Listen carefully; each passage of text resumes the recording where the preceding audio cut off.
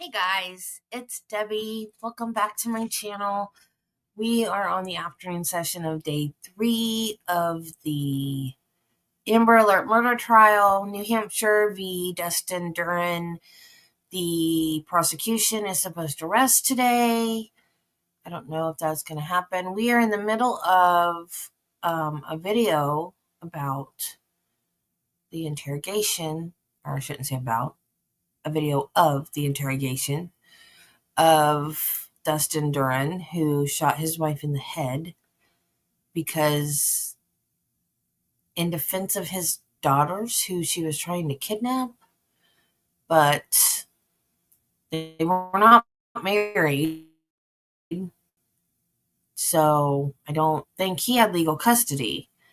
But after he shot her, he took off with the kids. And he said he was just spending time with them before he turned himself in, which doesn't make any sense. And the sound on this video is horrible. And there are subtitles, which the defense and the prosecution are fighting about because apparently the subtitles are wrong in one part of the video or something. I don't know. But anyway. So they're not back yet, but the camera is back on the seal. So I guess that means that they are back in the courtroom and about ready to get started. I hope. I really don't understand why can't these places have good technology? It makes no sense. Because why can't?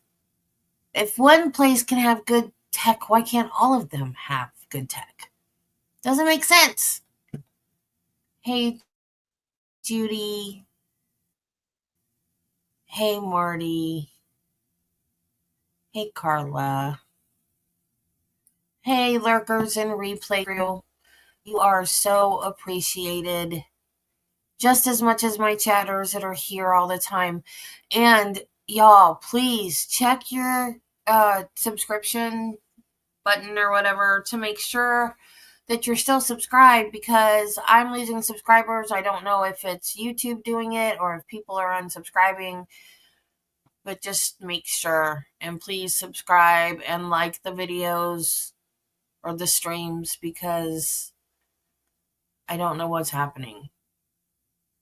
And maybe it's just me. Hey, Carla. Maybe it's me. Maybe people don't like me anymore. I don't know. But anyway, my numbers are going in the wrong direction. Those numbers. My watch hour numbers and my view numbers are going up. So, yay. Thank you, Carla.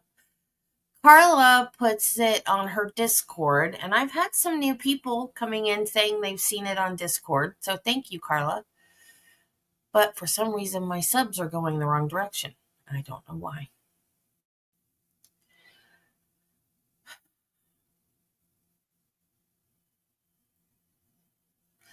Okay, come on. Hurry up. Man, I'm sleepy again. What day was it? Tuesday. When we got done Tuesday, I took a nap. I might do the same thing today. I don't know why I'm so tired lately. I was tired. Like Tuesday, I was tired, like fighting sleep all day tired. I was up late Monday night, though.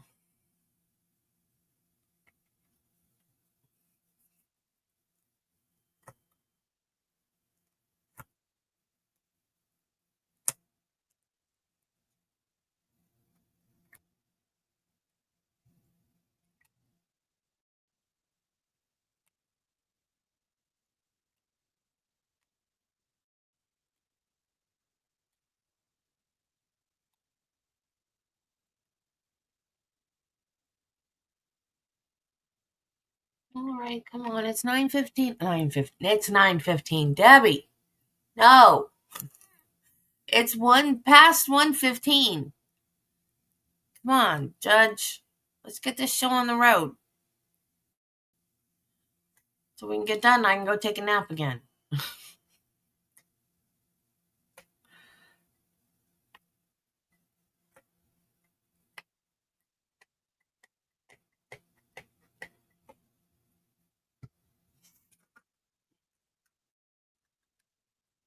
My Mickey skeleton.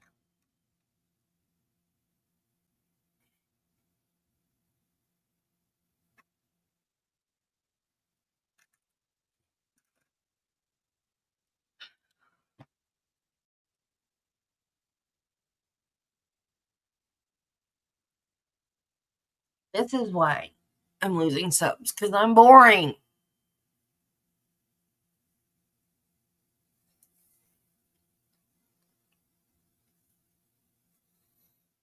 I should have waited. Oh, I saw movement.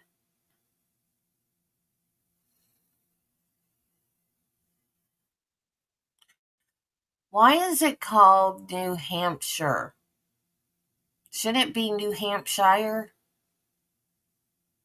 Is it Hampshire in England or is it Hampshire? Because it's New Hampshire because there's one in England, right? Is it called Hampshire in England or Hampshire?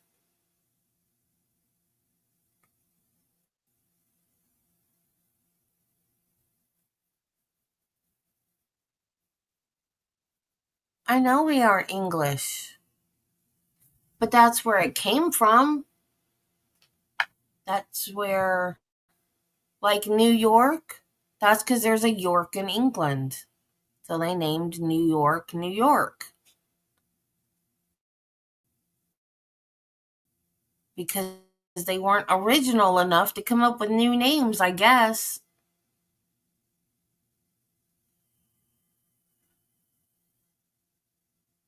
So is there a Jersey in England? Because there's a New Jersey.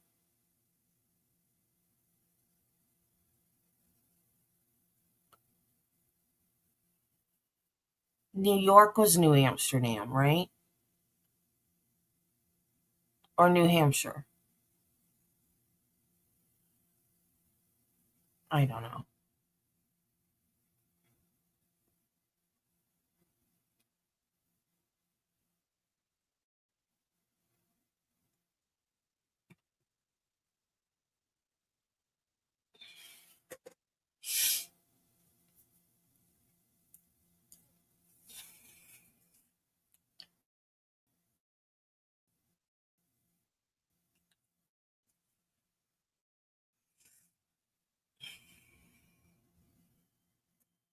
New Hampshire was named after the county of Hampshire in England.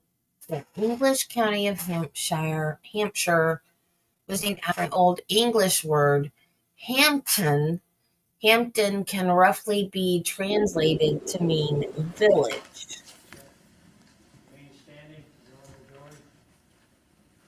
The only thing interesting so far has been today has been them arguing over the subtitles on the video, on the interrogation video. I guess there's some incorrect subtitles. So the defense doesn't want the interrogation video played at all. It's really hard to hear, though. You have to have the subtitles to even know what to say. So apparently, defense is allowed to ask on cross what was said where the subtitles are wrong. For the record, the state will resume playing State's Exhibit 26A for presentation purposes. Thank you.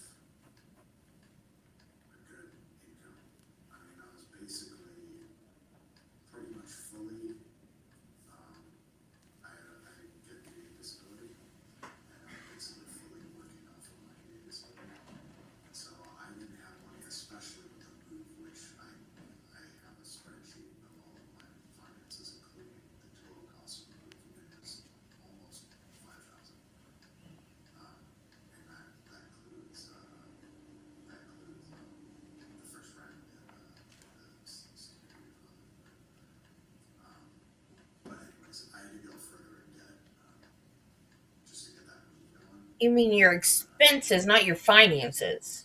Once I just get settled in, then I get stabilized, it's working. She kept asking for more and more money, and I actually, this started when we were in Minnesota too. She kept asking for money. Right away, this would have been like August or September. No way. But right away, she wanted $2,000 a month from me, in which there's no chance that I could have done that at the time. When she was in Minnesota? Yes. Because again, so basically from July, August, till now, basically, I had like a few $100 more, but I was basically living fully off of the agency. And so obviously, 2,000, like 2,000 a month, that's, yeah, there's no chance I could have done that. But she just like kept threatening, well, I'm gonna take the kids away and that. And so I tried basically to like placate her. I was sending her like whatever I could. So I remember like right away when she sent me, or when she was yelling at me about sending 2,000 every month to her. That because there's no chance I could do that.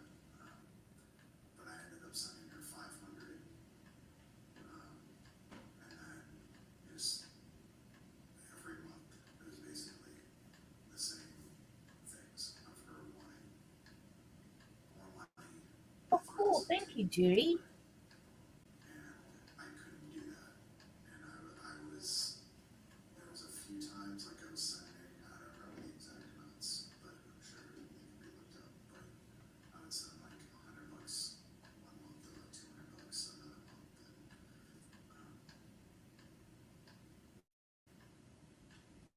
And anyways, so I guess, yeah, I forgot because I went on a tangent. Okay, I'm confused. But How come Marty has an at in front of his because name? there's, well, because what were we talking about? The New Hampshire. Yep, you had moved to New Hampshire on January 3rd. She began asking for 2,000 a month, and then threatening to take the kids. But that was, when she asked for 2,000 a month, that was August or September, when we first got to Minnesota. And then you gave whatever you could. Yes. But yeah, up to New Hampshire, up to now. Once I got to New Hampshire, And now you don't have an at in front of your name. then You two, what are you doing? I was like, you're kidding me. They're changing the names because everybody that's had the ats in front of the names, I'm like, they haven't done it on my channel at all. And I was like, they're doing it to my channel finally, and right in the middle of a stream. Oh, and now Judy has an at in front of her name. Oh my God, what is it doing? Okay, that's not why I paused the video. I paused the video. Did he do this so he wouldn't have to pay child support if like they're not together, but they lived near enough together that they shared custody of the kids. Now she wants to move back to Minnesota and take the kids away. So no, you don't. You don't, Ken. But Marty had one and then he didn't.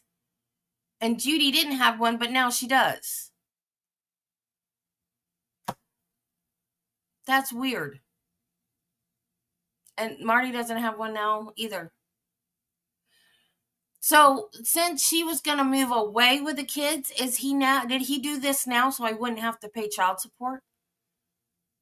Was she afraid she was going to go to court and try to get child support from him or something? Like, this isn't adding up. He only gets $2,000 a month from VA disability. Yet he wants to keep the kids? See, now you don't have an ad. That's so weird. And now Ken has an ad. And now Judy has a gnat. Is it every other one? It looks like it's every other one. You gotta, oh, jeez.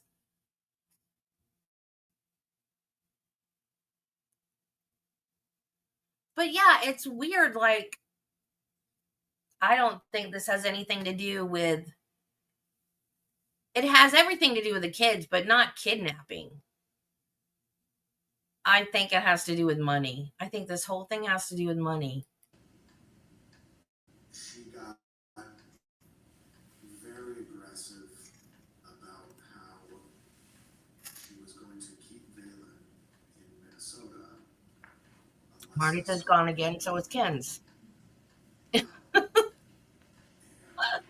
she got into a whole thing, and it got really bad when we had a phone call to where she was yelling that she was going to have me arrested, and she was just straight up lying about I don't know.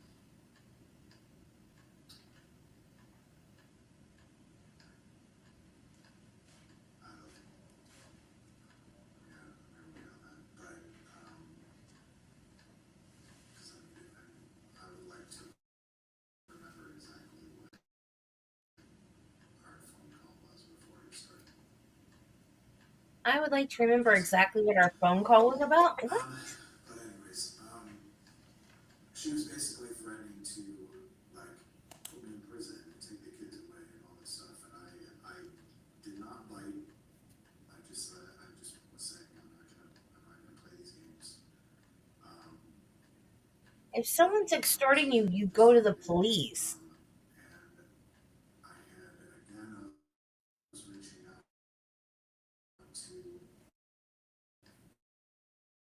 to her family. I was talking to her.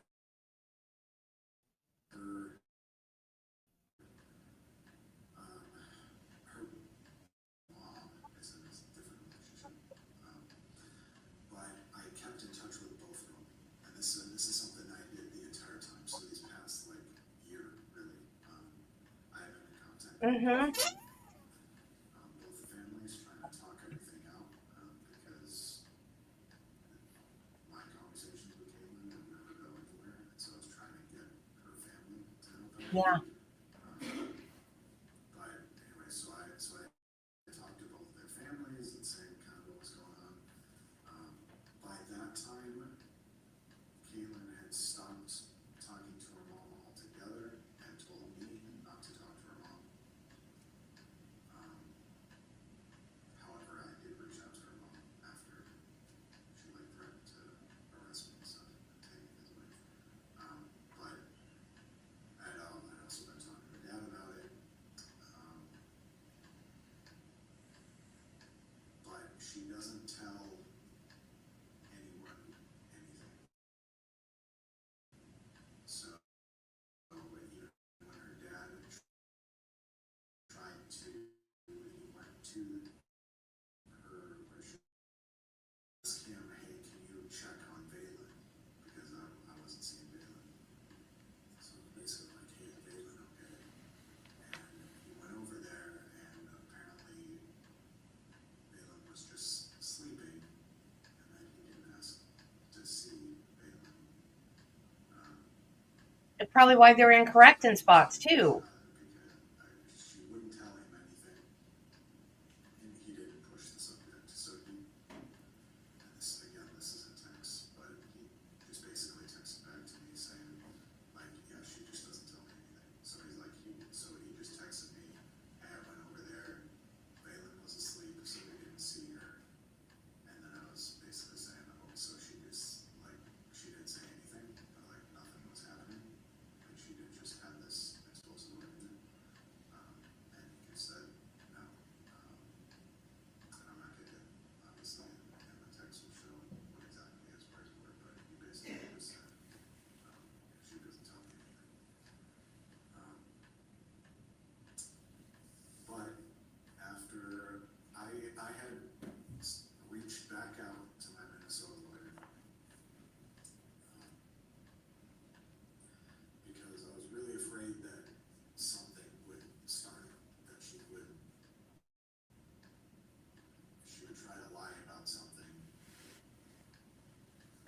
guess I'll say in general, well, again, I don't remember, like,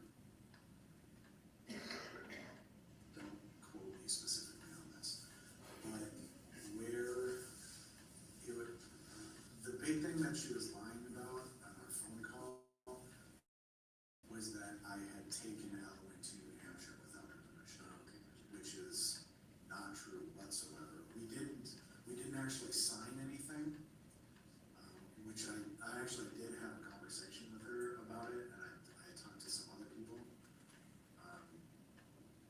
because obviously that would help. But I also felt like so many people knew the situation. It was like there were so many people that we had been talking to, and again, her dad was at this meeting that we had in October when we were kind of talking about this.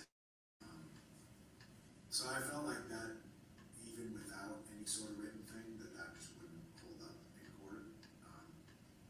But anyways, so and I forgot where I was originally at with that. For It was just the dad check on Caitlyn. Leading up to, I think, I'm not sure when Caitlyn moves to New Hampshire or comes to New Hampshire, but yeah. I was talking about to where I was reaching out to this same Minnesota attorney that I've been talking to previously. I reached out to her again and was saying, hey, I think like she's gonna try and pull something. Like, and this is where I was going, because I was afraid that she was gonna lie to police or whoever, and I was gonna have some like raid on the house randomly, which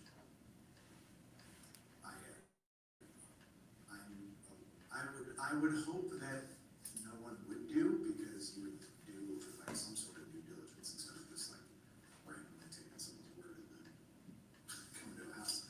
But I did actually call the Berlin Police Department too, because my lawyers, I was asking again my lawyer, like, hey, should I like give the police a heads up and be like, yo, there's a civil thing going on, and she's trying to make. I'm just curious. It's not totally relevant, but I'm just curious. So you come here on January 23rd. When did you call down the month? I don't know. Several months of making some payments. Is that accurate? No, I mean, we've only been here for Just a January? month. Yeah. Usually you don't remember what you call, just to give them a hand. Like 2 weeks ago. I don't know. Because all this stuff, like again with the Berlin Police Department, like that. Obviously, the call logs, it's gonna have that. I don't even know if you could get the actual voice calls. No. Okay. Yeah. But you can at least see the call log that I did call the Berlin Police Department, whatever it was. And all the text messages. Yes. But anyways, but they said anyways, like, hey, like we wouldn't be involved anyways. But anyways, whatever. But I talked to the lawyer. The big issue though was that I just didn't have money, and so the lawyer wanted a retainer, obviously, $4,000, and I was trying to figure out how to get $4,000, because my thought was, okay, like this is gonna go to court, because if she's gonna refuse to bring her Caitlyn here, like this Yep, is that's exactly why he did it. Money. whatever, and continually just make up these lies, like I don't know, if she never gave me permission to take Ellen. I was like, well, there's no shot. Like I have to figure out how to get this retainer. But then, because the move, I had like I got a credit card to help with the move, and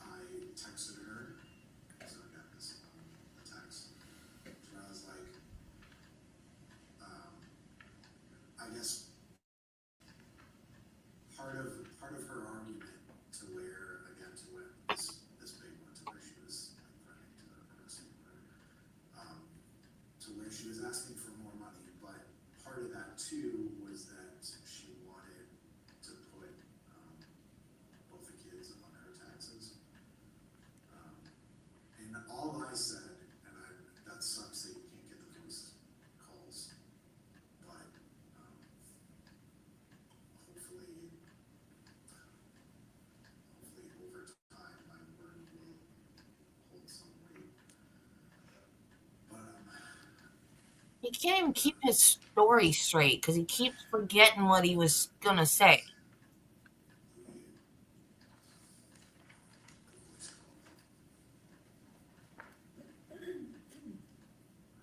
Yeah, I think she was,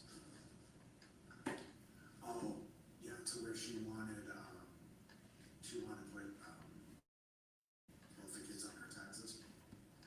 And I was thinking about it for a minute, and again, like I will say, I was not biting on her, like overly aggressive, like I'm gonna arrest you. I was just kind of like, yeah, I'm not playing these games.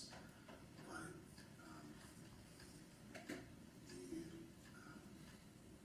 basically what she said on, I'm gonna, because that's how definitely she put it, she's going to put the kids on her taxes. That made me second guess because I wasn't sure.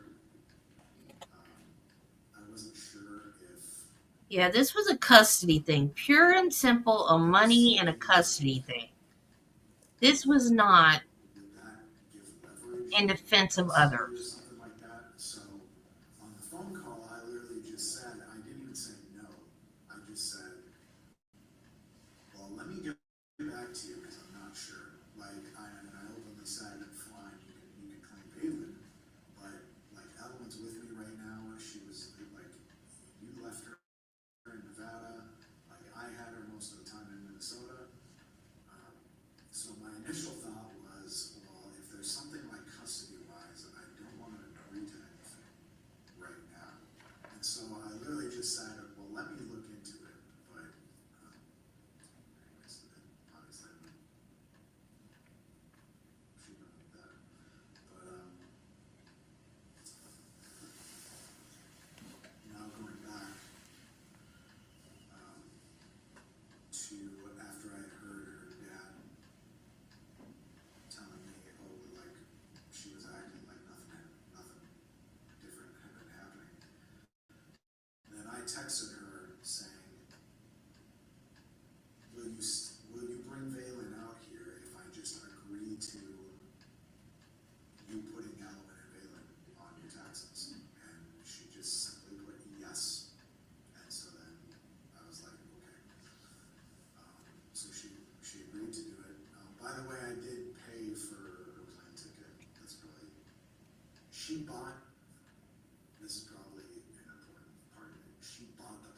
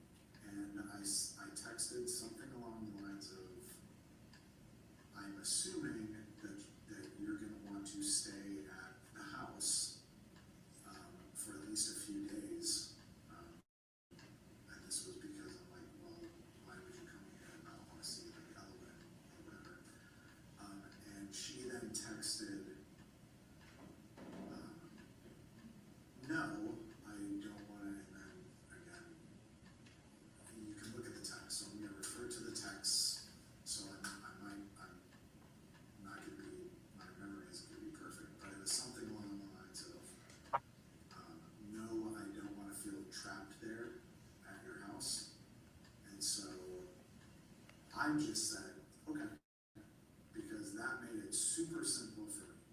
Like, that means that all she wants to do is just drop off Aiden and leave. And I'm like, perfect. So then that was always the plan. Now, going forward to, I guess I'm going to 27 when she got here. It's 27 Tuesday. I can't look at my phone. I can't, it's 28th. This is week versus 29th, it was Thursday. Yeah.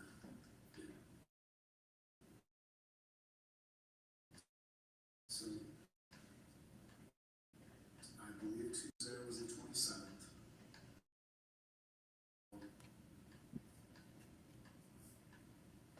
And I don't know how, I don't know how much to actually talk about because I don't know what's even relevant or what even matters. But I'll say it just in my thought process is like everything is relevant. But anyways, she had texted, I think on the 27th or on the 26th, so Monday or Tuesday, about how she now had to pay for transportation and the food and all this stuff, and so she wanted money. And this, again, this is in texts. So my response was just, well, I don't have money to send you, and my text was basically something along the lines of, I was trying to save a couple $100. I think I did say $200. I was trying to save $200 just for when Bailey got here, and so I could get her like whatever she needs. So there's like stuff like, because the house has floorboard heaters, so stuff like, well, I probably need to get like a barrier for the floor heaters so she can't get in front of it. It was like stuff like that, or like food for her. So I was like, well, I wanted to try and make sure that I had $200, and I was like, I can send you $100. If that will make a difference, I will send you $100. And she did say, okay, and so I sent her $100. And then, so I didn't hear anything on Tuesday, which I wasn't planning to, but then on Wednesday was supposed to be when we were meeting up for her to drop off Faith. Brenda lives in Hampton, which was where, so Caitlyn flew into Boston. I'm assuming Brenda picked her up from the airport. I don't actually know. But I'm assuming she picked her up from the airport, Boston, and then brought her to Hampton. Again, I'm assuming she wasn't staying with Brenda. I shouldn't even say that. I don't even know if she was staying with Brenda. She might have been staying out in one of the properties, because I think she doesn't like seeing the properties. So that's why I'm assuming she was staying around the property. But anyway, so that's obviously that's like over 3 hours from Berlin, Hampton to Berlin. And so I was basically, and then again, this is a long text, I was basically saying like, well, okay, well, let's try and be in the middle because I don't really want to drive 6 hours and whatever. So I basically picked a spot pretty much right in the middle.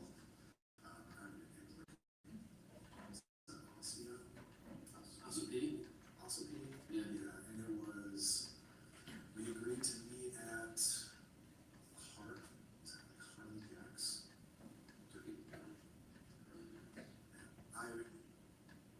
We're a ways from there, but yeah, we can figure it out. Yeah, it was just like it's not just a restaurant, but it was like right on 16. Okay. Because obviously that's what I was trying to be like, well, okay, let's try and meet somewhere in the middle, so it was like an hour and a half drive for both of us.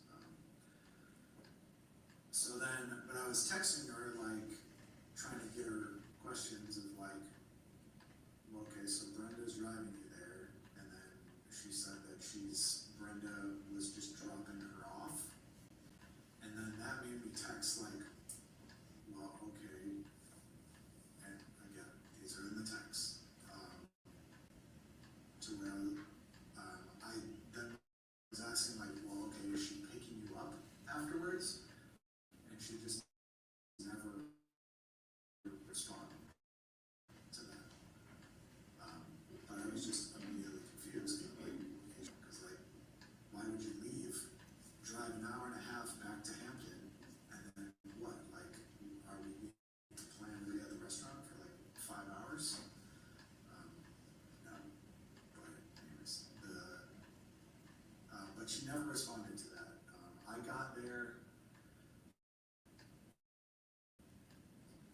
then texted that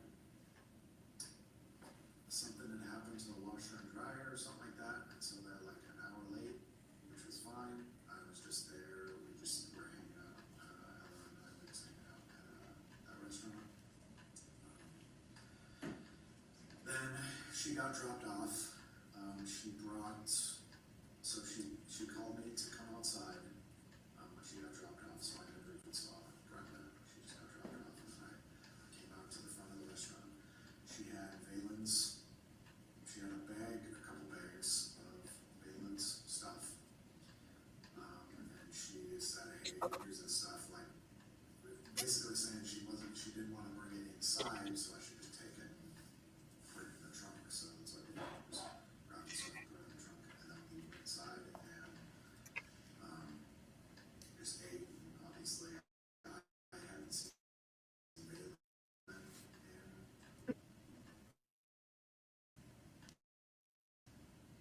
like over a month at that point.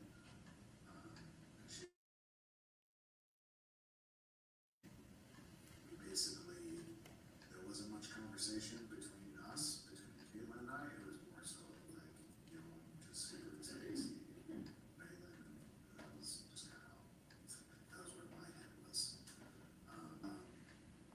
After a while, she started, which is something she does because she doesn't want to talk to me, so she'll talk to our kids, like with me there.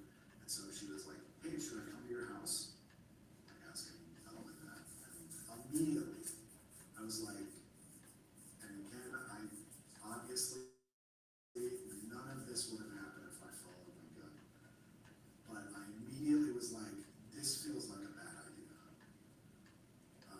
Because this was never part of the plan. She specifically said she did not, and again, it's in the text, that she did not want to come to the house because she didn't want to feel trapped. But anyways, I immediately just, I was not happy about it. But, and I started asking, like, well, where's Brenda? Like, is she not coming back to pick you up? And she was just saying no. And I just decided, like, okay, if she just wants to come here, see the place, and then, like, fine. So we went back, I drove her up to the place. Then everything was fine that night. I set up, because before my pods, the remainder of our stuff, I had in pods from Nevada. Before I had that shipped out, I got an air mattress for my sleep on, so I had an air mattress. So that night, which would have been Wednesday night, then she stayed the night there, filled up that air mattress, and everything was fine. Again, we didn't talk much. It was just like, again, I was just happy to have Valen there. And what I would assume is that she was happy to be with Ella.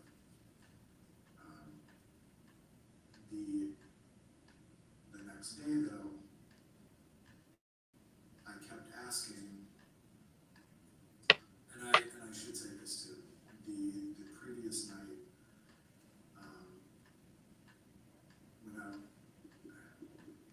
when I was saying, like, basically whenever I was asking about, hey, like, is Brenda gonna come and get you, or like, what's the plan, she would never answer that question. And so that night, I didn't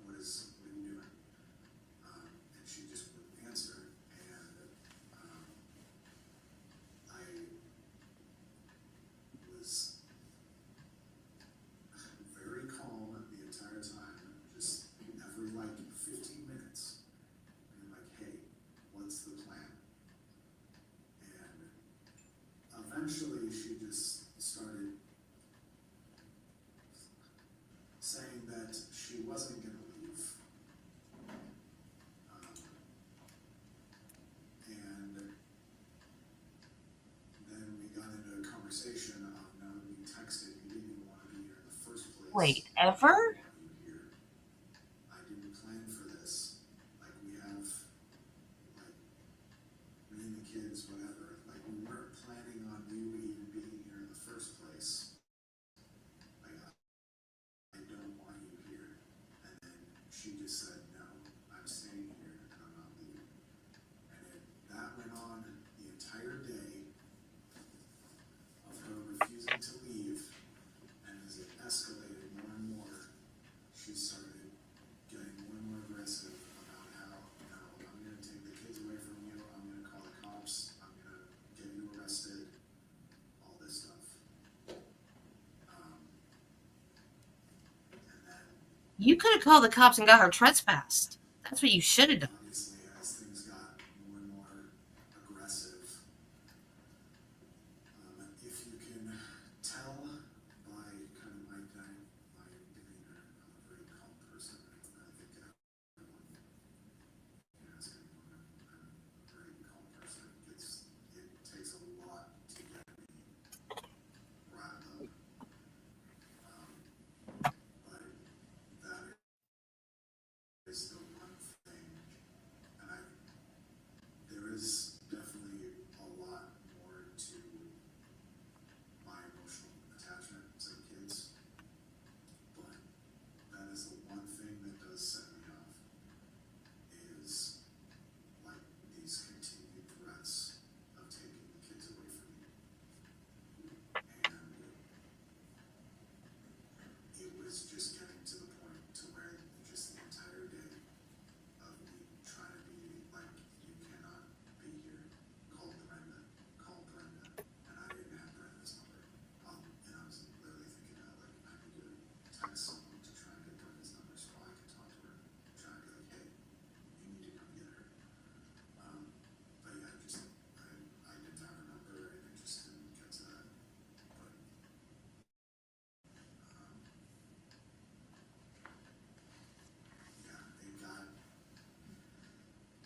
it just got to the point to where she kept doing that. And then I guess for what obviously we're all here about, there was probably a good half an hour up to where she grabbed Elowen. I was not letting Elowen go.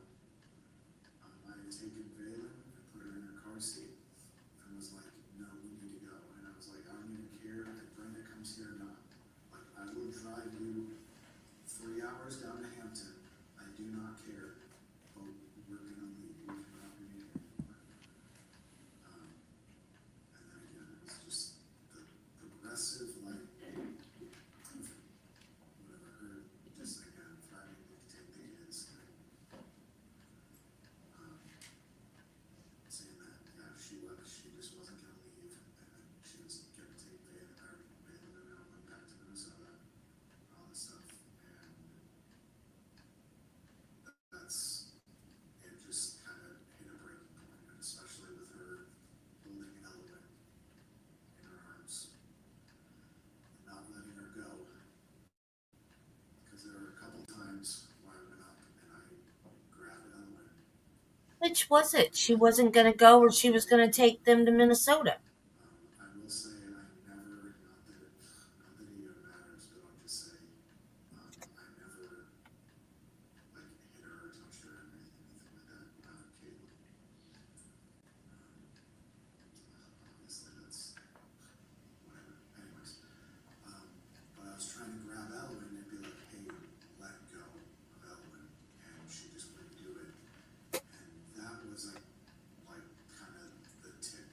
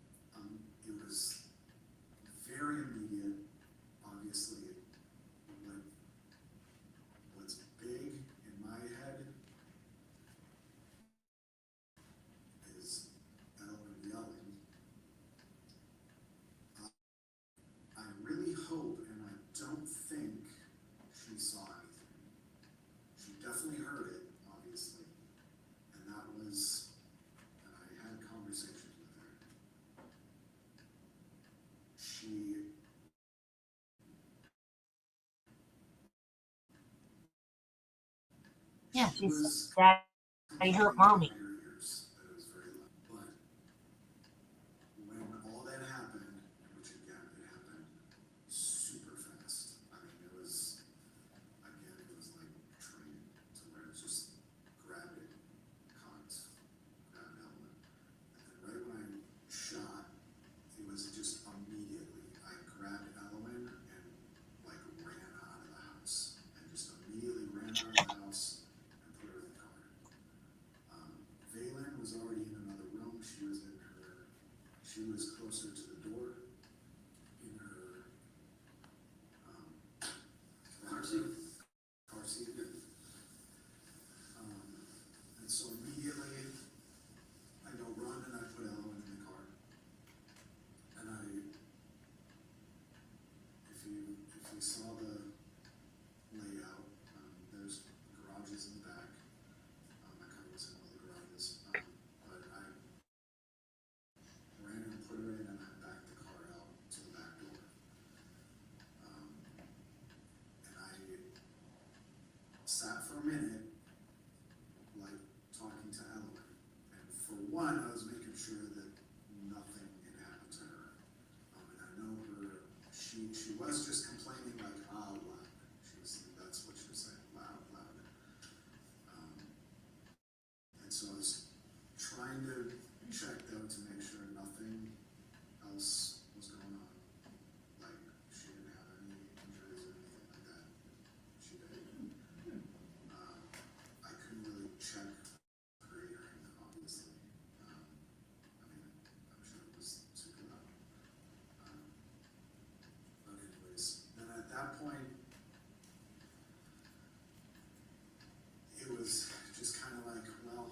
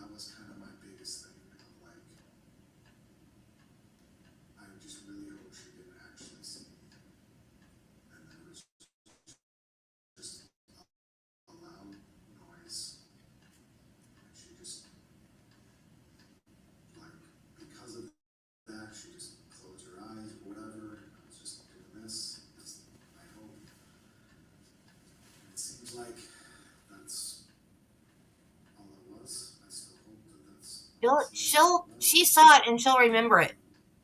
Travis remembers his dad killing his mom, and he was 5.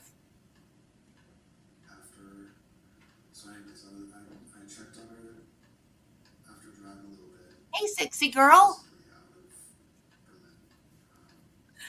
It's there, and then it's gone, and then it's back. I don't know what YouTube's doing. Trying to plan what I was going to do because kind of immediately I kind of knew what was going to happen. Like, it doesn't matter. I understand that it doesn't matter how I feel. It doesn't matter if she was threatening, whatever.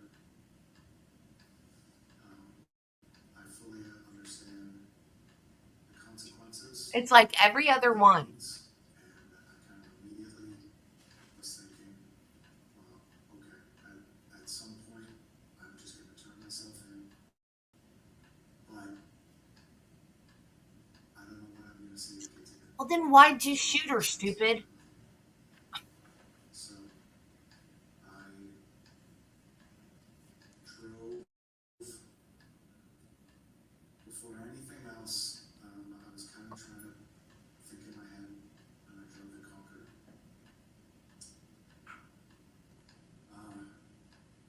Once I got to Concord, then I kind of sat with Alan and Valen again, and at that point, they were both good, and they were happy.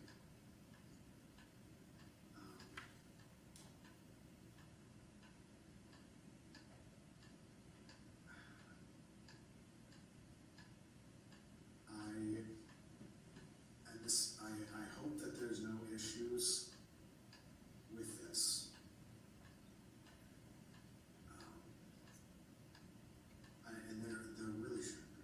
Anyway, whatever.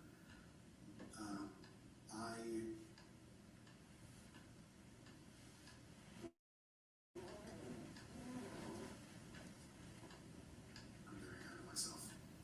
When we got to Concord, I was kind of, again, I sat down with the kids and was like, and in the car, obviously.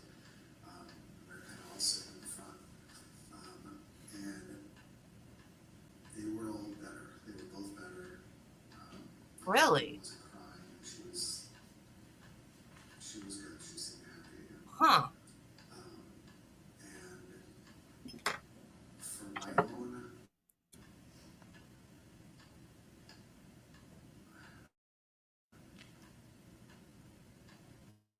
I'm like, hey, I just want to record something while we're here. So I did take out my phone, and I just recorded us. Basically, I was just saying I love you to the kids. And Alan said it back, and she was saying it to Valen. And basically, I got the recording. And I decided I'm going to tell someone because there maybe is a possibility that no one heard anything at the house or nothing had happened or like, you know, like no one had heard anything or whatever. Anyways, I decided I was going to call my mom. And so I sent her the video of the girls in the car.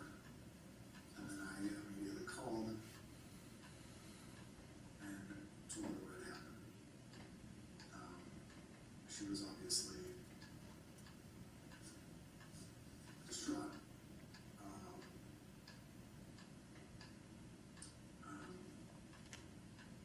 The conversation didn't go very long because I didn't want it to. Obviously, as a mom is, she's trying to be supportive, but there's not. Obviously, there's whatever. Anyways, but I basically said, "Hey, you should probably call the cops." And especially too because I didn't want to call her and say, and for her to like somehow be complicit of like me calling her and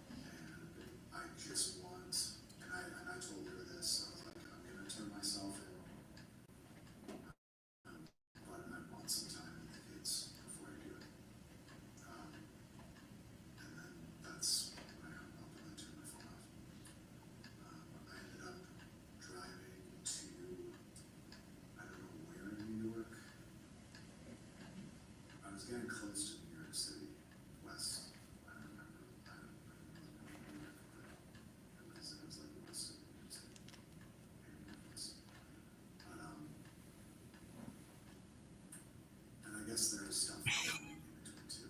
I agree. Just like if the kids were awake, I think you're right. hanging out with them. I got down to New York and then Aw, sat kitty. late in the backseat Like of the Shadow. kids for a minute. Got like a couple hours of sleep. The kids have been, they were sleeping through the whole thing, but they were sleeping good.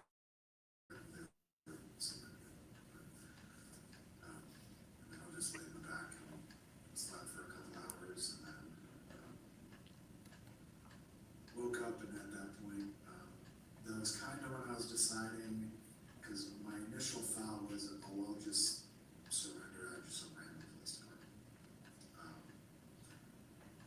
But then I kind of decided, you know what, I should probably do it in New Hampshire instead of just random, like, whatever, New York or whatever. So then I started heading back. And by the time I was getting near, my decision Aw, was, Raven. That's a good name for a black cat. Keene. So my plan was to go back to Concord, which was where I originally stopped and made my call. And so I was like, I guess I'll just go to Concord and just surrender. But I was like, I do want to just sit down with the girls and just have breakfast somewhere. And so as we were just driving through places, I was kind of waiting to go to a restaurant until we got to New Hampshire. And I was even envisioning this. I was like, you know what's going to happen? I bet we're going to stop at a restaurant, sit down and eat, and then the cops are going to like raid the restaurant. I had that already in my head, but anyways, as we were driving through Keene, I was like, well, okay, well, let's see what's going on next. And I kind of mentioned this, but as I was driving through Keene, I saw the Chili's right there, and then saw the police department, and I was like, well, they're probably like eating right there, and they're probably just sitting right there.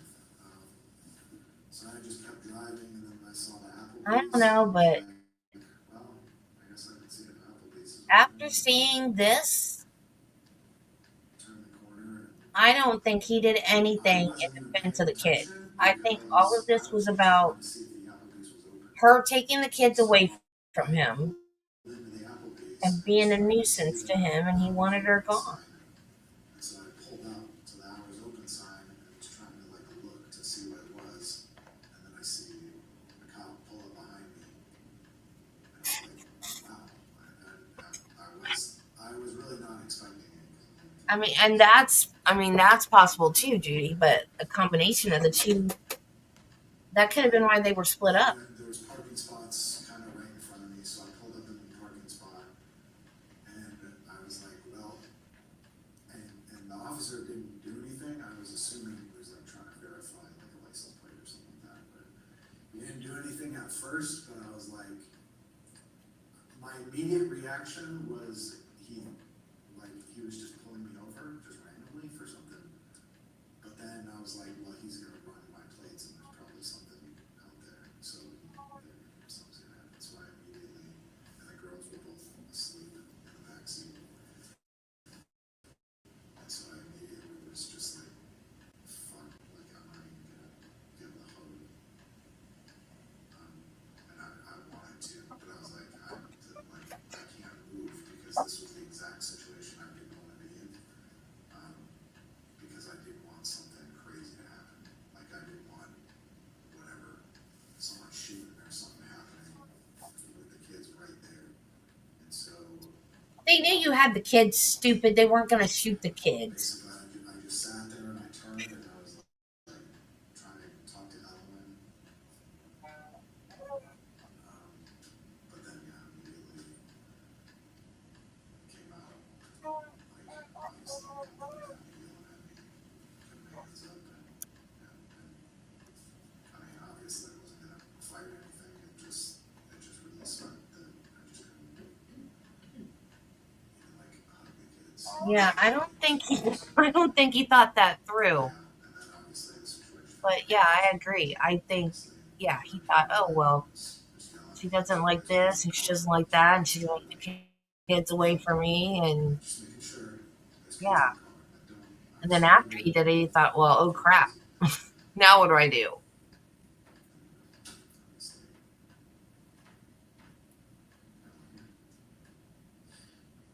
Listen, I think you covered like pretty much everything. Not quite to the point where I don't have questions. I do have a few kind of like just kind of curious questions and stuff like that to clean up more or less the timeline. So you talked about Caitlyn flying in on the 27th. You didn't really talk or see her until the 28th. I was wondering what time you got to the restaurant, possibly what time she might have got to the restaurant. Again, you can verify through text because they are in text. I probably got there like 4:30. And the text was saying what the restaurant was too. I think it was called Harley Jack's. But anyways, I got there right around 4:30. I don't know exactly what time she got there, but she called. She got there and she called and just said, "Hey, come out," because she had that suitcase for Between 5 and 6. so probably I was gonna say probably somewhere around 5:30.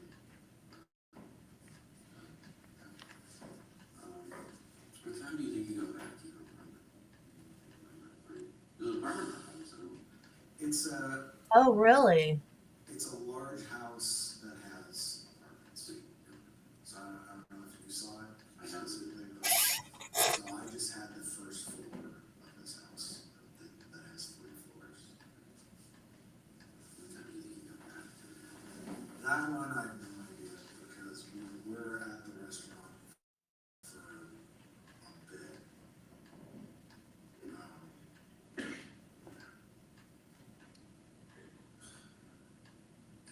I have no idea. And that one, and I don't even know.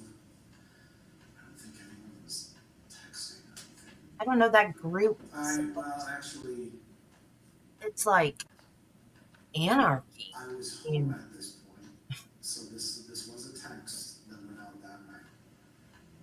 I don't know how anyone in their right mind can be a part of a group like that. Just look at the text, but it was from my mom, and it was something like, "Hey, is everything okay?" And I think I wrote something like,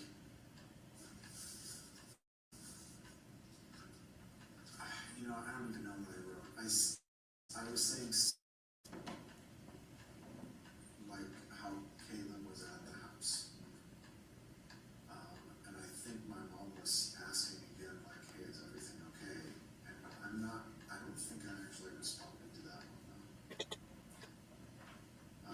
but obviously, Because what would happen to the kids? Caitlin's at the house, like, I mean, what happened? But, so if, to verify, like, timeline, Check the message.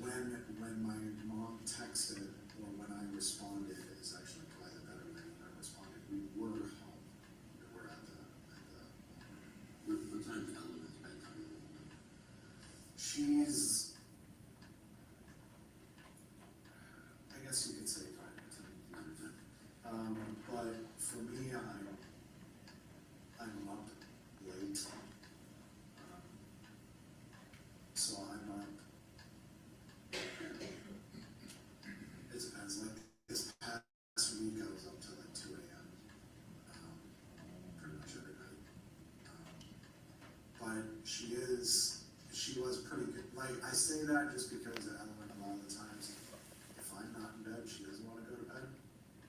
So she's 4. You're her dad. You make her go to bed. she tries to hang out, but when she understands, like, trying to work on stuff that, like this past week, she was really good at just being like, "I'm gonna go to bed now," and then just goes to bed. What were the sleep arrangements? I know you said Caitlyn was on an air mattress. What room was that? So,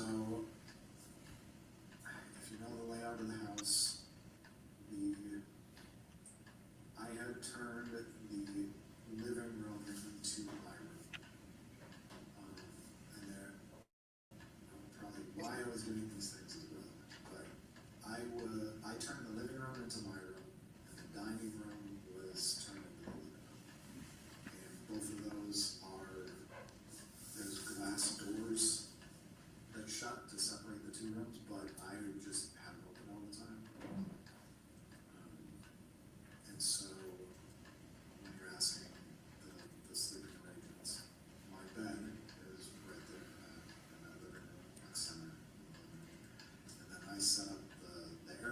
was basically right in the doorway between the living room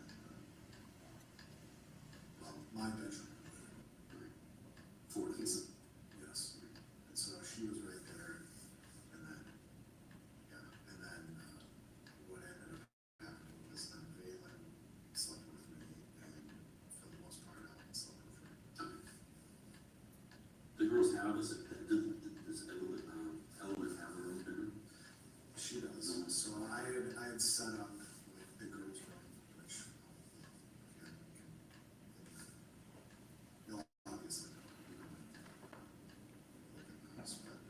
I had set up like the girls' room, but they've never like we tried it a little bit to get Ellen to sleep in her own bed, but she never liked to, and neither one of us ever had a problem with her sleeping with us, and so Ellen has always just slept with us. So like when Ellen and I have been here, she always just slept in my bed. Is she in school yet? Or what school? Getting there. That was another thing. She had preschool set up there on. So I had got her accepted into the Head Start preschool in Berlin. But right now they're on like a break. So I think they were starting up like the 5th.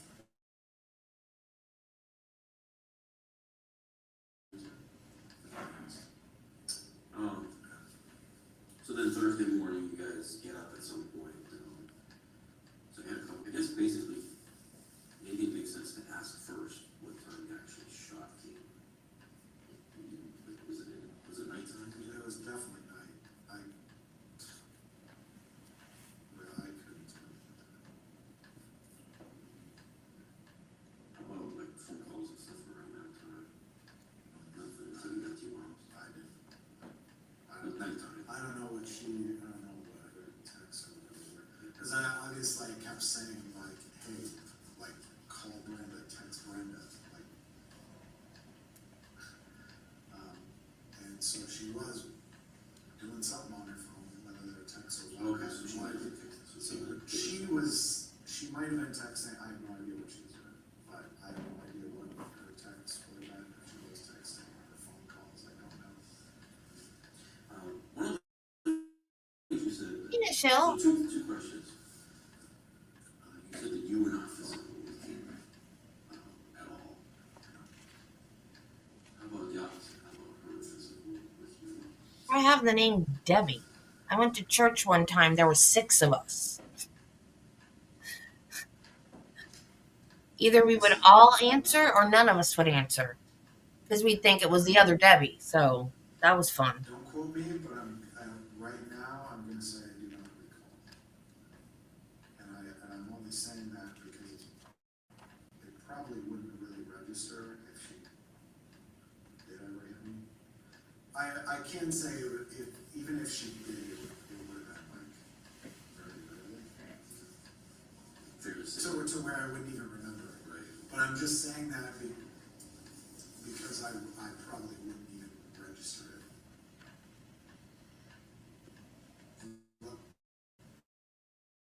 He was in the military too, right? Why does he want to be like no government or whatever now? It's weird. I don't even remember what was going on.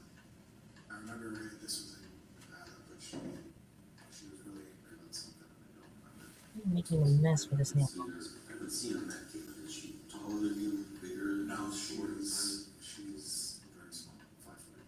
Would it be fair to say that if she did like physically assault you, obviously you don't recall any injuries, but any major type injuries? One of the things you mentioned was that she was getting aggressive on her 29th. So you were asking her about Brenda coming to pick her up. She really wasn't answering that question most of the day.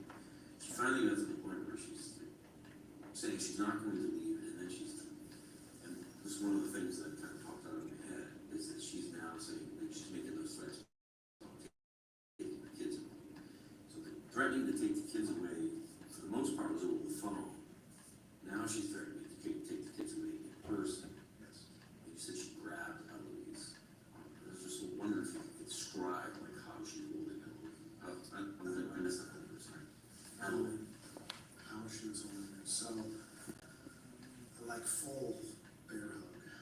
Yeah, that was the first thing I asked you. It's bare.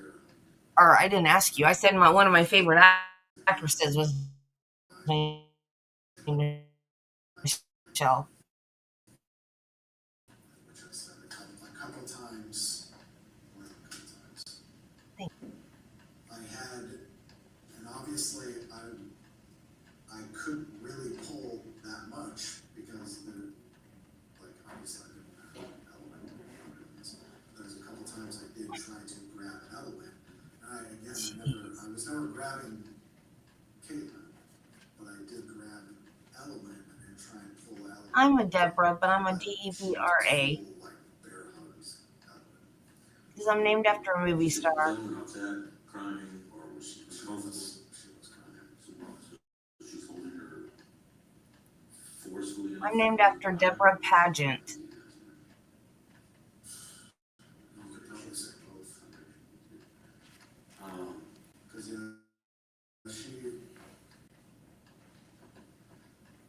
she's very smart. She knows, My dad had a crush on her, I guess. I don't know. like, when, yeah, and whatever, when, like, in that situation, when, and I should say this for the record too. During that entire conversation, I might have yelled once, but I think that entire night, Well, your kid said mommy and daddy were fighting. I probably only yelled once. But anyways, I was gonna say Ellen knows when something's going on. Yeah, so it was probably a combination of both of this. You did say that Caitlyn was becoming aggressive, and this obviously holding yellow is a step towards that. She's threatening to take the kids away, like threatening you with calling the police, threatening to take the kids away. She threatened to hurt Ellen or harm or do with any kind of threat to physically hurt Ellen or you. Is it safe to say that, fair to say that she's not armed with any right at this point? That she's holding Ellen. I will say I'm very aware of the surroundings. Obviously, my gun was right there. And then there's a couple knives that are like pocket knives. Where do you normally keep that for her? On me. Pretty much all the time. Since I've been in. So, What's your mom's name? In a holster. I guess it depends on what I'm doing. Like, if I'm in the car, I guess you would probably ask about the house. I do have a little handgun safe that's above. It's still Eloise D. above the safe. And your D. Eloise? Oh, that's cool. I'm pretty sure it's still there. It should still be there. It's in the front room closet, which is where I was storing stuff on the top shelf. So I'm gonna guess that's what you're referring to. Could my kids get to it? No, that's in the back of me, but that's not really what I'm referring to. I was just curious if it was in a holster on the desk or if it was just on the desk. At that moment, it was just on the desk.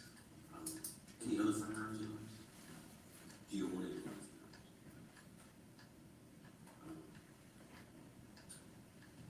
And that you said was on the desk. I was curious about your training a little bit. I mean, we were doing more. I'm assuming your disability has something to do with things through the VA, so it's PTSD or something similar. I'm glad too, so I'm not uncomfortable talking about it. Yeah, well, that's a question I'm hesitant to answer. How But, about yeah, if you're asking about training, because, this is, I see where this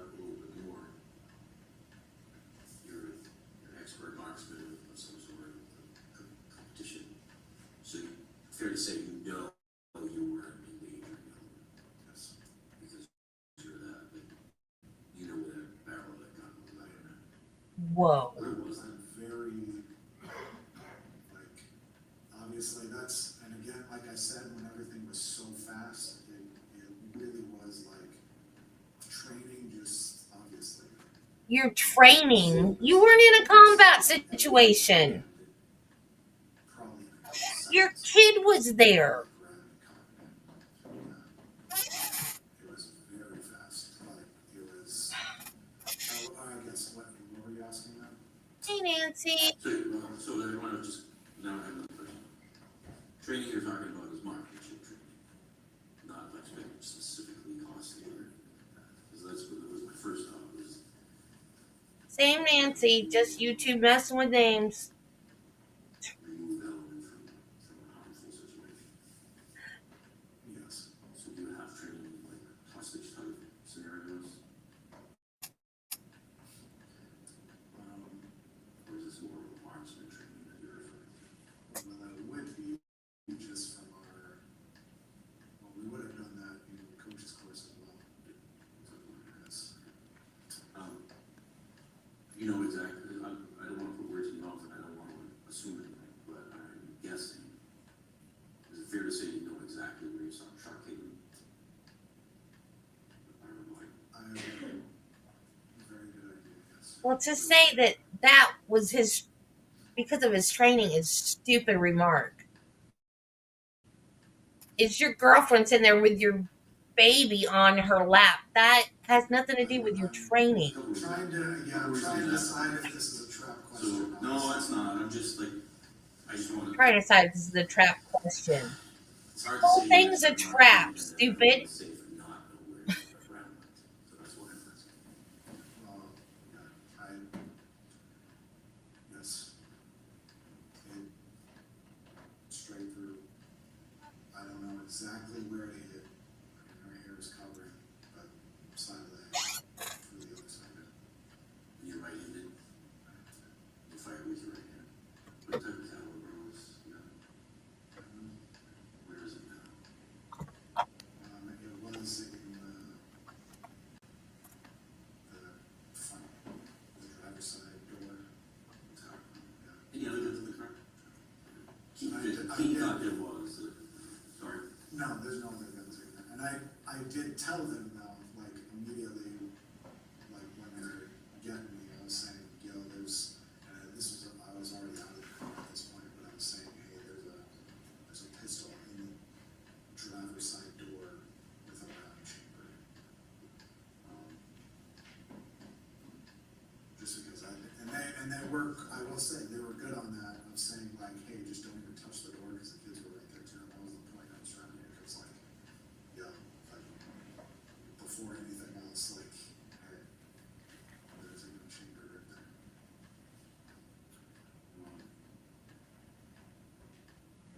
Do you have any injuries on you at all, or any,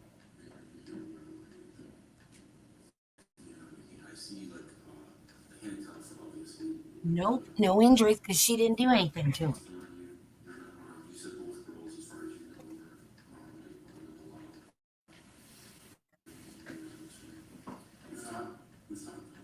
were I was gonna say, no.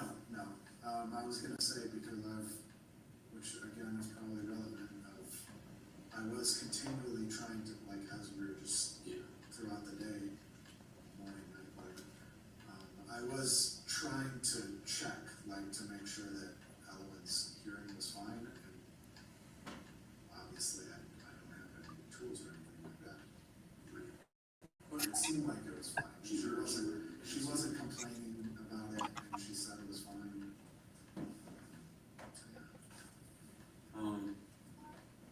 Do you have? Yeah, so obviously you've had a super difficult past year, probably.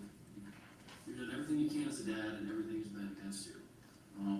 You know, she's friendly to keep the kids apart because you won't you won't let her put them on your taxes. Stuff like that doesn't make sense. Obviously, you have to put up with it because of your concerns for the kids. I know you said you wish you stayed in Nevada in the first place because things were good there. You had this feeling in your gut. It's all right. I'll clarify with Nevada. I do really love Nevada. Yeah. It's not that I regret moving to New Hampshire, because for the month I've been here, I like it. Obviously, things are different now, but my regret with Nevada was leaving to follow Caitlyn to Minnesota. Because if I had talked to my Nevada lawyer before I had left, then they would have said, oh, it's very simple. She took the kid out of state. File your paperwork or whatever you have to do. Yeah, very easy. The kid's going back to Nevada. And so and I hadn't talked to a lawyer before, so when I say I regret leaving Nevada, it was specifically for that reason. Okay. I wish once she left, I was just like, well, no, you left, you screwed up everything, nope, bring the kid back here. I'm sorry. And then that was my regret. And then you follow her in Minnesota. Obviously, you want to keep the kids together. You're doing this long commute from northern Minnesota to southern Minnesota twice a week for the kids and with the kids. So you're making all the sacrifice. You finally get to New Hampshire, things are working out, or getting better. You have your own place where it's peaceful. And then she comes to meet you with the younger kid. You're at the restaurant, and she wants to come to your house. And you just have the feeling like the pit in your gut, like, this is not going to end well. She'd already threatened to make false accusations when she wasn't even with the older kid. Now she's in access to both of them. She comes over to your house. She threatens to have you arrested and stuff. And obviously, you had that feeling in your stomach that you didn't want her in there in the first place. Things were not going to go well. She was going to make it worse and worse. I know you had that, we'll call it a regret, I guess, of, this isn't going to end well when you guys leave that restaurant and Ossipee and head back to your place. And do you have any other regrets or things you just wish, in the whole grand scheme of things, if things went differently? Just obviously there's such a long buildup of you trying to make it work for the kids. Don't take the kids with me, but you can't stay here. There is a lot. I don't know if I would phrase it like that though. Yeah, correct me if I'm wrong. I do want to say this, that from every point of our relationship, her biggest issue was never communicating, which she never does to anyone, her own family. I'm the one talking to her family. She doesn't even talk to her own family. So it's I'm super big on communication, and she never wanted to talk at all. But then two, of how she would never compromise on anything. And so even small stuff of as an example, so whatever, everyone's been in a relationship, so everyone should know what I'm talking about. It's these small stuff like that, but it's all these small things that just add up. And I always felt in my head for years, it was always and again, I said this at the very beginning, I am so much into for a nuclear family to raise kids. I'm the mom and the dad have to be present to have a good child, to raise a child. Yep. And so this comes into all of my decisions of suck up my pride, whatever, fine. She doesn't want to use the detergent, then I'll make sure our clothes are separate, all of our stuff is separate, I have my stuff, my whatever shirts that I want to do this, and I couldn't wash the kids' clothes. I had the kids' clothes every day, but anyways. But it was just okay, for the kids, and again, it was when she took Valen to Minnesota, and with talking to my parents and her parents, and I was just okay, fine, I'll just do it for the kids. And so that it's, I guess, I'm trying to remember what word or what phrase you were using specifically. I don't know if you remember regret. I mentioned it earlier, just kind of things you could maybe wish you'd done differently or whatever.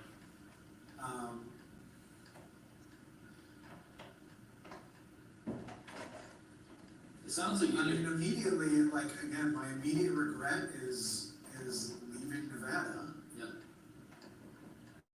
Because I should have just stayed there, got the lawyer, and then the kid would have been back, and then obviously that brings up that whole situation of the mom took the kid out of state. Yeah. Like, that looks terrible, and we probably would have just right then and there, gone through like a custody case. Yep. And it would have, at the very least, it would have benefited me. Yep. Whether we was split or whatever, obviously, it doesn't really matter, but, obviously, it would have looked a lot better on my part. And so that was obviously like my first big regret.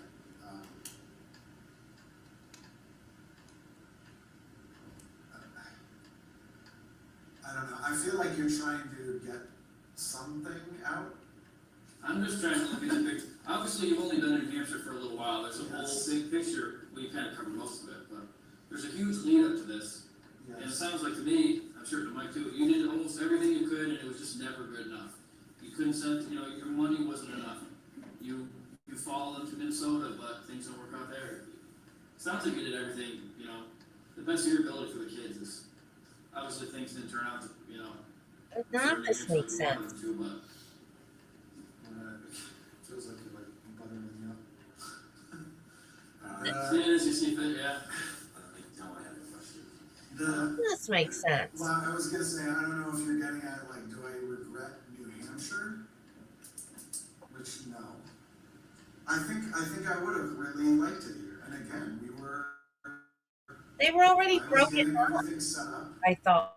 I mean, because this is gonna come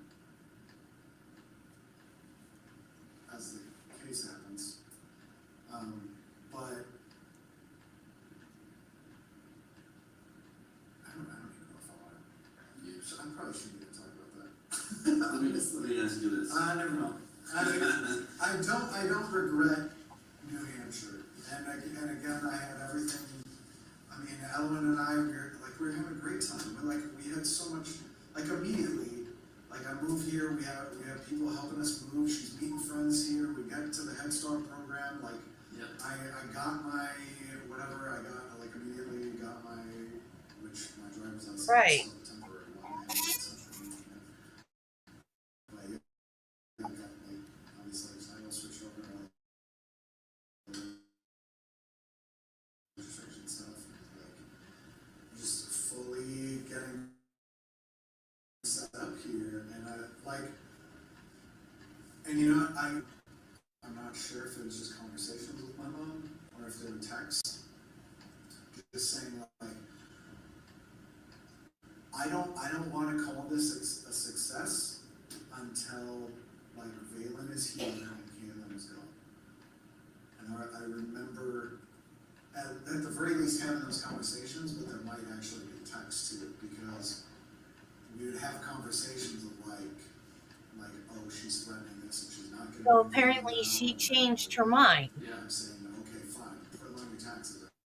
and it pissed him off. I guess she wanted to move back to Minnesota. I was always so I'm not calling this a victory until this is done. And, obviously it was not. Yes, I'm now having a question. To ask. But I'll do two quick questions, and I think we're pretty much done. So, just kind of listening to the last couple minutes of the conversation, I have to ask now, it was never your intent for Caitlyn to come here and kill her. Is that fair to say? Yes. Okay. And this was, Because even the way you just mentioned the text message to your mom, I realize what you're saying, but at the same time, listening to it, it's making me, now I have to ask that question. but yes, without a doubt, never any intention to ever do anything like that, absolutely not. And the other thing I do, being a military veteran myself, or combat veteran myself, the other thing I do is I put myself in your head, and as I'm listening to you talk, the other question I have to ask is, could you have done anything in that moment where you're reaching for that gun and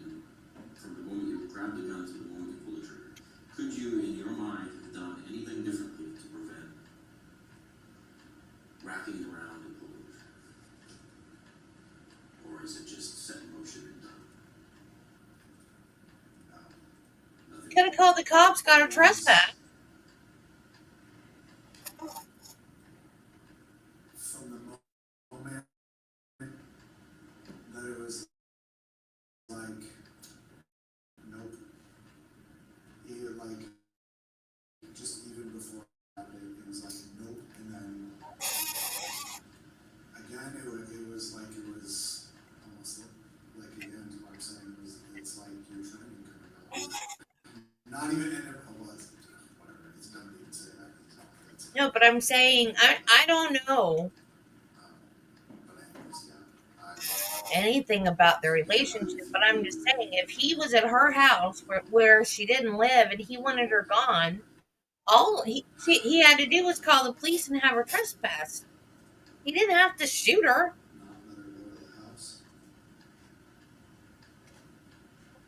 Then it's, you're getting into hypotheticals of, but then probably this, Mm-hmm. there would have been Yeah. situations then like at the restaurant and like, or whatever else, outside the restaurant, or like.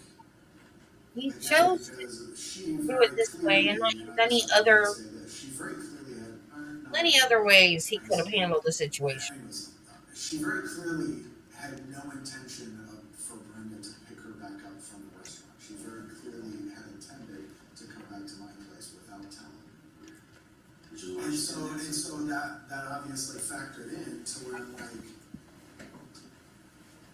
well, what am I gonna do? So I Yeah. have to drive her to Hampton, so I have to drive her an hour and a half to Hampton, and then drive 3 hours back to my place, and I don't know. And I get, you know what, because I have to call it out, like, are you getting at, do I regret shooting her? Well, this is your opportunity to say if you do or not. So if you want to address that too, yeah, please do. I don't know if I want to.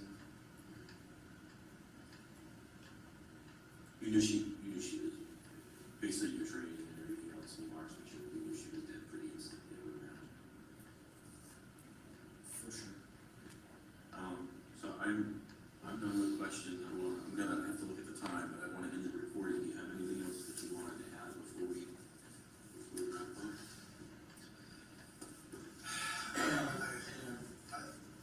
Well, I do want to say I'm not answering that last question of do I regret that. For either answer, it just feels like that's almost like that's like a trap question. I don't know, like that's It's your choice to answer or not. I'm not trying to treat you pretty fairly and let you answer whether you want to answer or don't want to answer. And if you don't want to answer, please don't feel like we're trying to get something out of you that you don't want to give us. And I guess just to end it, my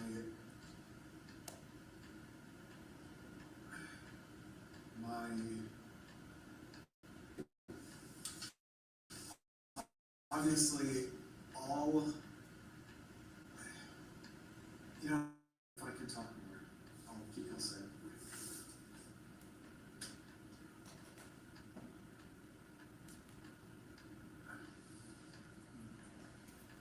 I have a very,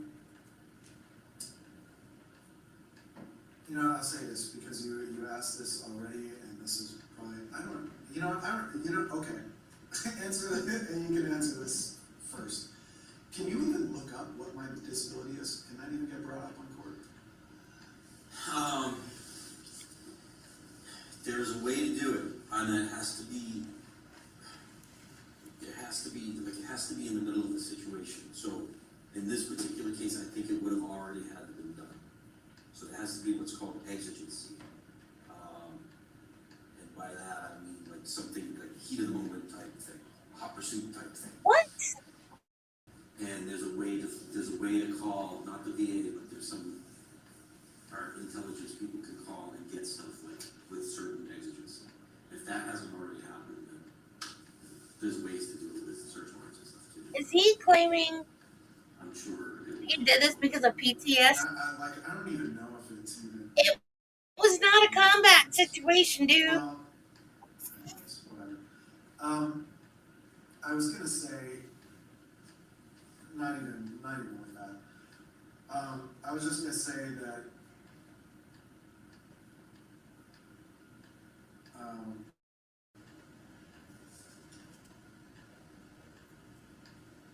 Starting back either 16 or 2017, I started going into some very severe depression, and I did have a failed suicide attempt. This was in Nevada. This was before I had a kid.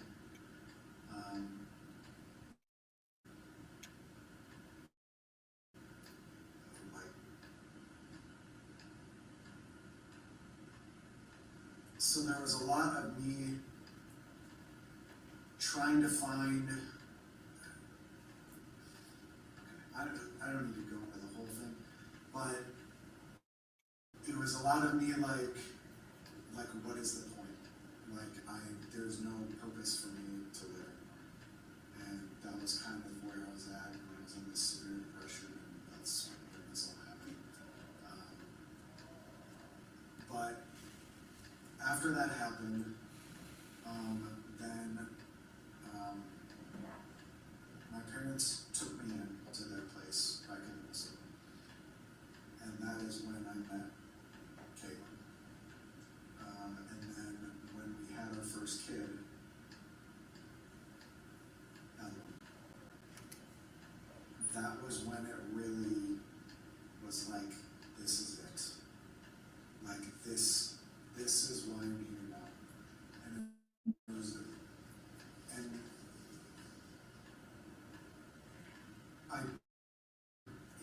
okay. I don't even know. That, like, I'm debating whether I even want to say this. Because I think veterans, when you talk to veterans, they understand this. I'll just give this caveat and say it, because I feel like if you're a veteran, you understand this. But I remember our very first Christmas, to where Ellen had, she had just turned 1. And actually, this reminds me, because this brings something up about Caitlyn. And we could honestly go down this whole road that I don't think Caitlyn cares about the kids. And that's a whole other can of worms that can be opened up. But Ellen's very first Christmas, Caitlyn left and went back to Minnesota. So it was just me and Ellen. So obviously, but I remember at the time, I was still like, I won't get into the details, but some financial stuff came up, and I was struggling with money again. And so that Christmas, I couldn't really get Ellen anything. And so I took pictures, and there's pictures of me and Ellen when she's, whatever, this is her first Christmas, and she's like opening up, I think she had like 2 toys, we had like 2 toys, and we had just this little Christmas tree.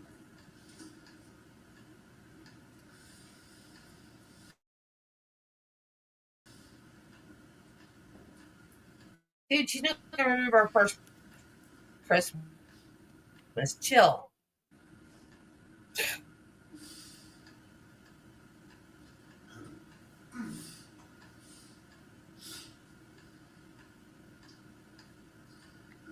remember being so sad that I couldn't get her more. And I had those thoughts back in my head.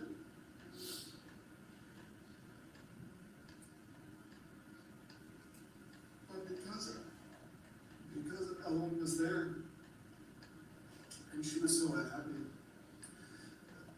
was like my life turning point to where those thoughts ended permanently, and everything was just for her.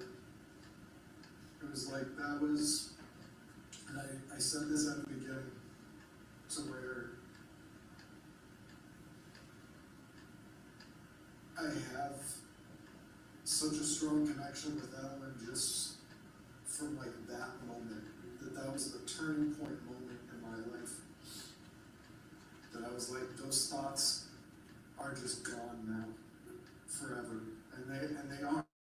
They are forever gone. Even like I get it now. It's like there was no. I just never even came into my head that I would try to kill myself. Like that didn't even be a possibility. Is he making sense?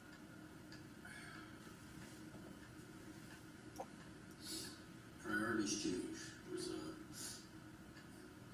my commanders used to always throw something like that.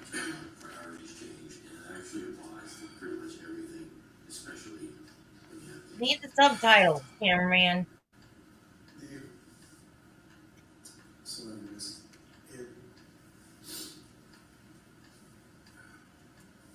not that it even justifies anything, but it's like,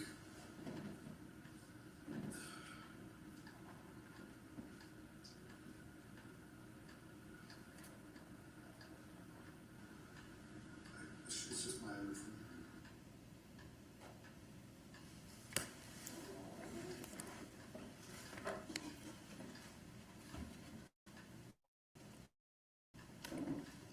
I have no other questions for Sergeant Buck. Like, that's the moment we Members of the jury, I but I realize that was don't a remember anything. long video, but we'll take the What? mid-afternoon break now. It's currently 3:05. We'll resume in about, resume in 15 minutes, okay? We'll resume in 15 minutes, resume at 3:20. Again, please do not discuss the case. Whoa. I cut off the audio awfully quickly. So, that group that he's a part of, what would have happened to the kids? Do they have kids? Do people with kids, are they part of that group? What is that group called, Judy? I'm going to look it up. Do they have a website?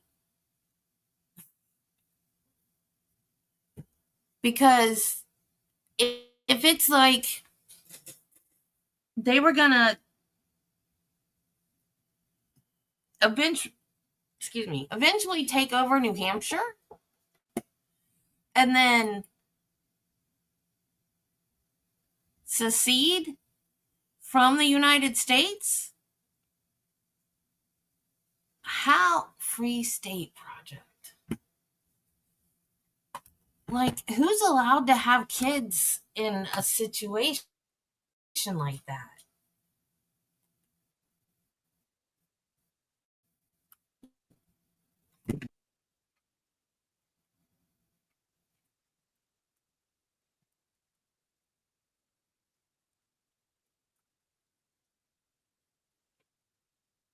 "101 Reasons to Move to New Hampshire."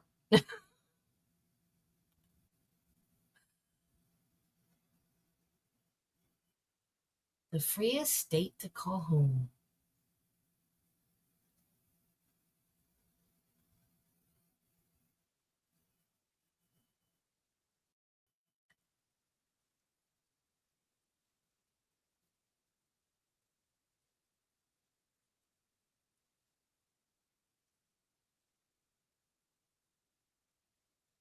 This is deceptive.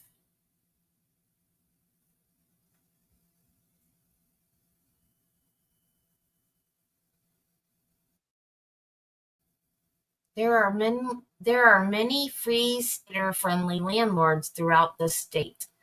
Check listings on Ledgeview Commercial Partners, Independence Realty, and the FSP Housing Search Group. Like, it doesn't. like, I guess you have to already know what you're looking for and explain what it is. Our calling parties are the third Thursday each month. 6 p.m. to 8 p.m. Would you like to be called? Are you actively planning your move to the Free State? Trying to convince a family member to move with you? Want to connect with your fellow Free Staters upon relocating to New Hampshire?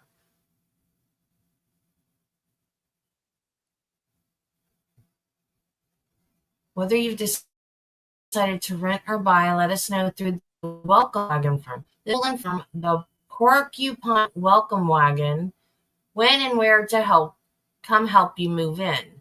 Of course, when it comes to move-in parties, after the heavy lifting is done, there's only one thing left to do: party.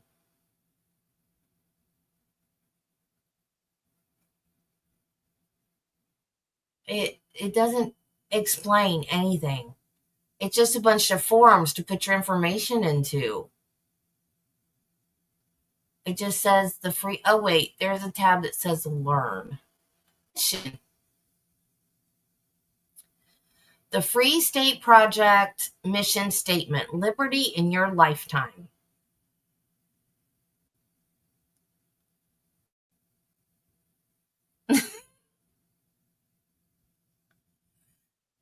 See, like,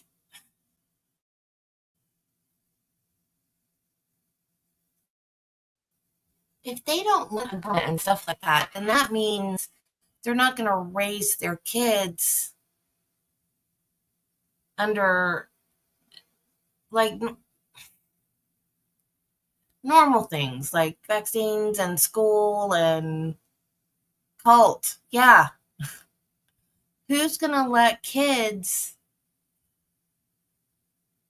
until they secede from the government or the states or whatever, the government can still say what kids have to do. So,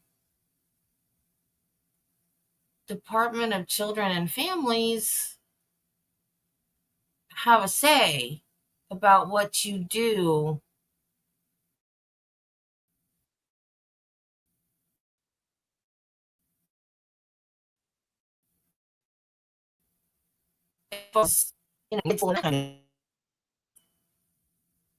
Like, if he had gotten away with this, do any of these free stater people organization I've never heard of this thing before. This is bizarre. The Free State Project's mission is to build the world's most effective movement for liberty by concentrating liberty-minded people in New Hampshire who will exert the fullest practical efforts to expand personal and economic freedom, activism, entrepreneurship, and mutual support, where people can thrive for generations under libertarian principles of non-aggression and voluntarism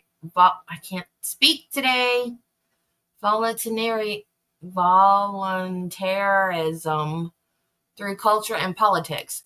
By concentrating in New Hampshire, we are laying the groundwork for a free society, one demonstrating that liberty leads to peace and prosperity. The Free State Project began as a mass migration of more than 20,000 people who have pledged to move to New Hampshire for liberty, joining native Granite Staters who uphold the local live free or die ethic. Free are neighborly, productive folks from walks of life of all ages, creeds, and colors who are on a mission to prove that more liberty leads to more prosperity for everyone. Those in New Hampshire are reaping the movement's benefits, both in our freedoms and in our quality of life, but our ultimate goal is to set an example for the rest of the world. What exactly does that mean? I thought we were free now. Unless they're talking about no government and anarchy, I don't know. I don't know what that means.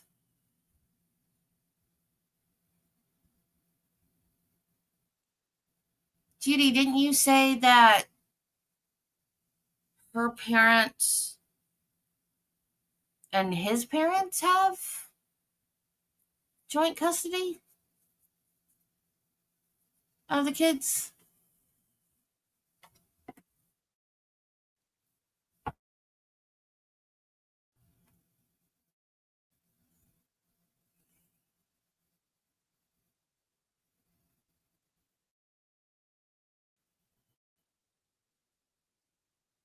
Yeah.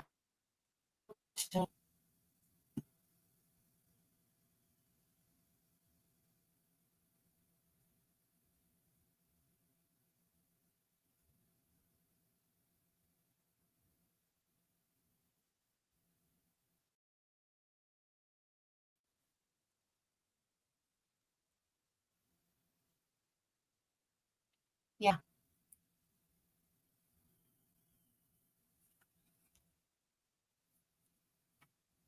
Come on. I don't know what's going on with StreamYard. I think they've just added too much crap because I cleared my cache and everything today because it was acting up the other day or yesterday, whatever. I don't know. My days all run together now. Time speeds up as you get older, y'all. It really does. I swear it does.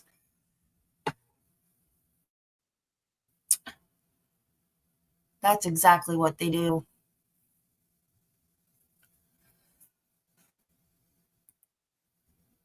But his story doesn't make sense.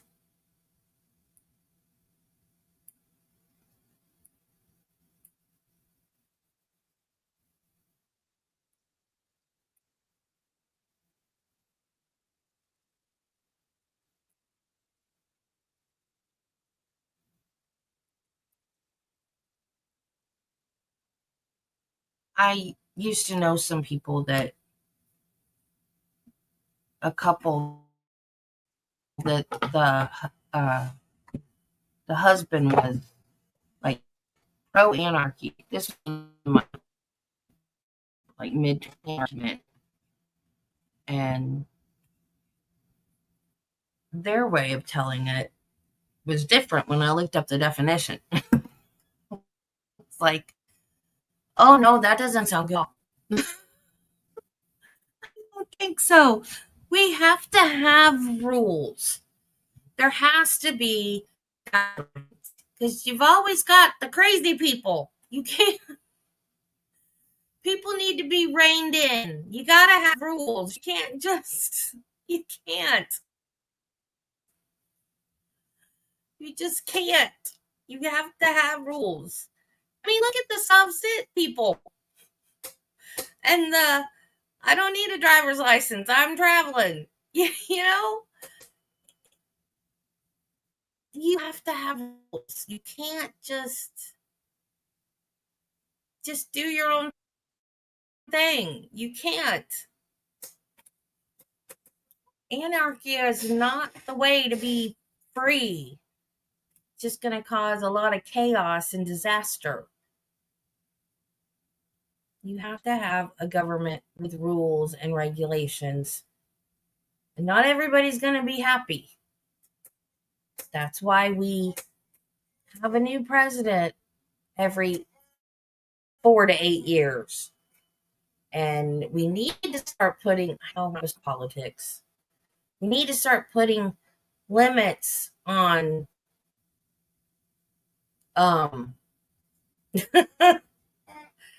need to start putting limits on Congress too.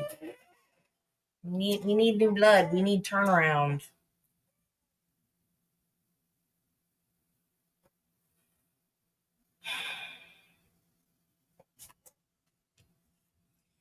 Yeah, I there are times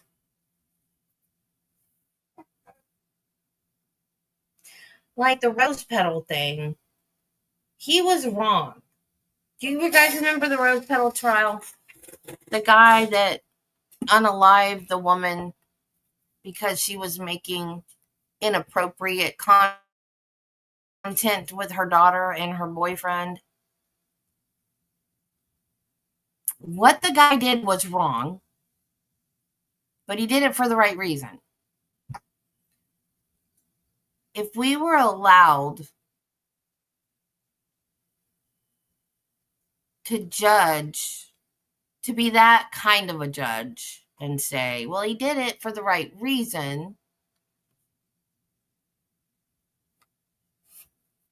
that would take us down a slippery slope, you know? Like with that movie, A Time to Kill. In that movie, he killed somebody and he got away with it. And you're rooting for him through the movie because the people deserved to die. Yeah, that's based on a true story, though. And I still don't get that one because he was asleep at the time. I need to find that movie and watch it. Yeah, I know. I was a kid when I watched that. It was one of my very first exposures to true crime. My mom actually let me watch that movie when I was a kid. I need to find it.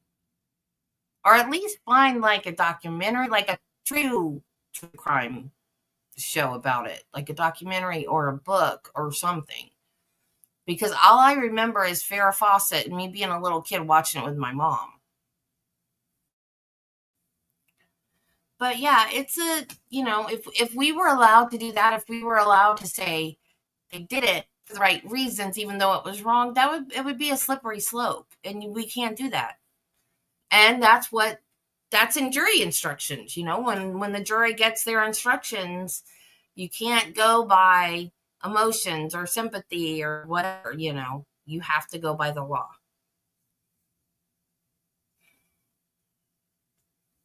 So, but I don't think it was right reasons this time. I don't. I think his story doesn't make sense. I don't think he's telling 100% truth of what happened. And the fact that a 4-year-olds don't know how to lie. If they lie, they're lying.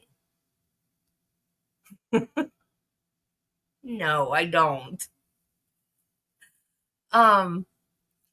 4-year-olds, when they lie, it's very obvious. So for her to say, mommy and daddy were fighting and daddy hurt mommy. So they were fighting enough that a 4-year-old knew they were fighting. They weren't having a calm discussion. He's like, I might have only raised my voice once. Well, he raised it enough, and Caitlyn raised enough for the 4-year-old to know they were fighting.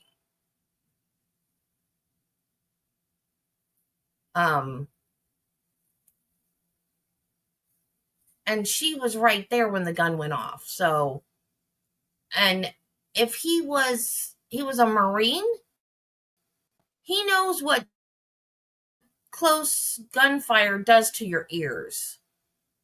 So he knew that was dangerous for her.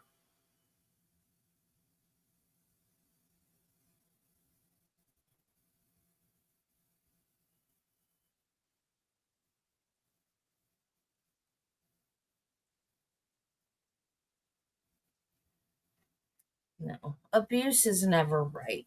Never, ever, ever. No kind of abuse is ever right. Never put your hands on another person. Unless it's in self-defense.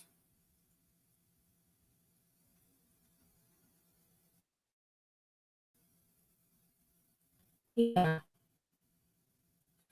I think all the trials we were, the only one that I think, Marty,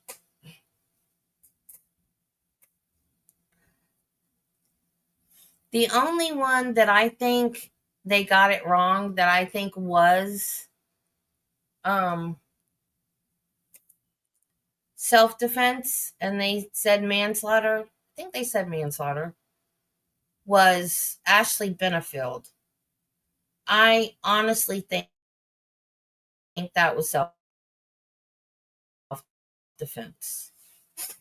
I know there's this.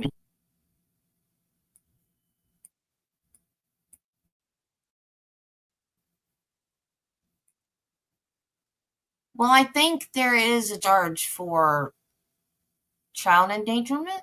I think. or reckless endangerment, something like that.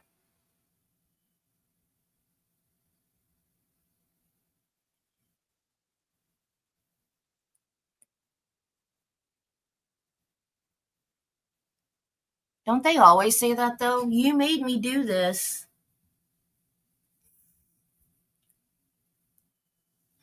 I had an ex-boyfriend that never, he was never physical, but it was always insults and, you know, he was,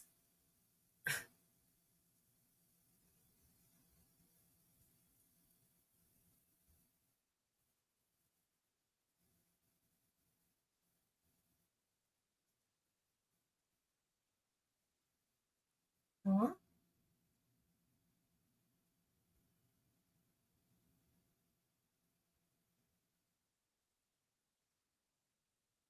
Now I'm confused because of your correction.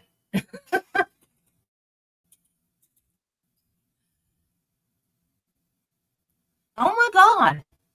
Yeah, this guy was never physical, but it was always insults. And it was like, if I didn't watch certain things on TV with him, I wanted to leave. It was like, you go out that door, you're never coming back. And so I stayed. And so it was stuff like that. It was one, I remember one time he got mad at me because he thought I wasn't wearing a slip. He said he could see through my dress, and I said, "No, I'm wearing a slip." "No, you're not. I can see right through your dress." So we had a fight then. Uh, If I didn't wear makeup, if I wasn't like all made up, makeup, hair, everything, he'd get mad at me. I mean, it was just stupid stuff. But that it was always that, I was too fat. He was bigger than I was, but I was too fat. We worked together, so if he saw me getting a snack out of the snack machine at work, he'd yell at me.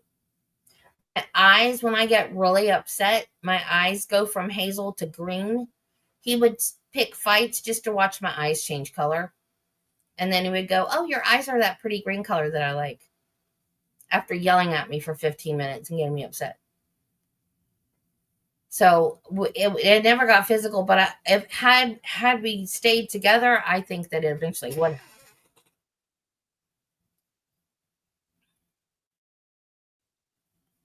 Yeah, I think it would have gotten. But see, at the time, I can remember telling somebody one of the times we broke up, because it was off on all the time. Because we broke up and I was so sad, and someone was like, "Well, all you guys ever did was fight." And I said, "Yeah, but at least I had somebody to fight with." I actually said that to someone, and I kept going back to him. And the weird thing was, we always got together because we stayed friendly. So we would still talk. And then when I was seeing somebody new, that was when he would get all romantic again. And then I would drop whoever the new guy was and start seeing him again. And then we would fight and break up. And yeah, he was an asshole. But Travis is perfect. We get along so good.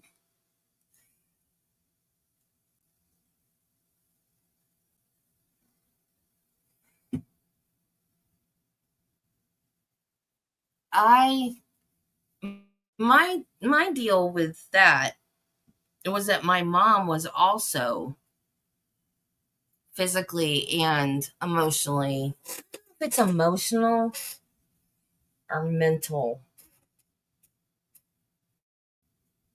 I don't know. I guess it's like two sides of a coin. So my self-esteem was horrible when I was younger.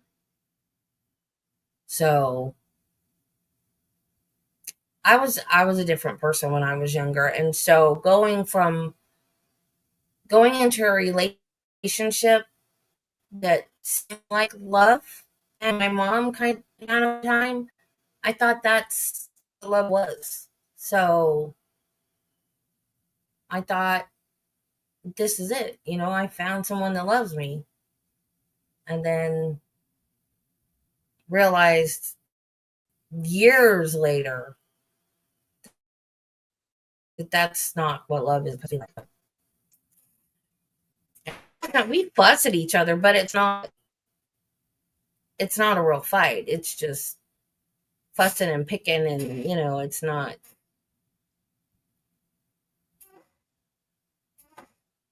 a fight. It's just getting at each other's nerves. It's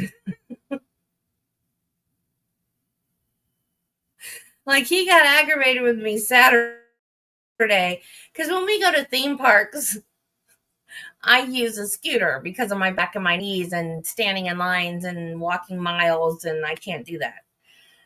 So I'm not used to.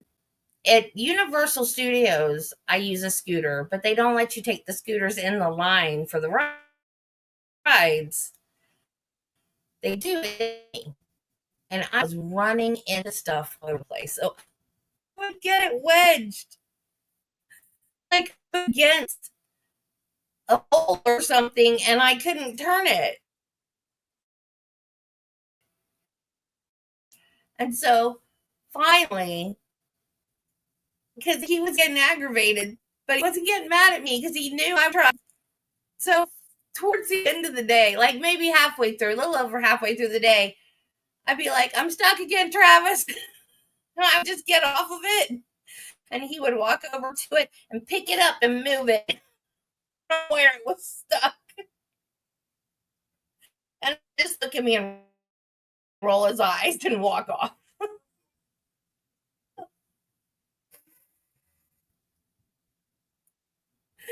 I'm like, I'm sorry.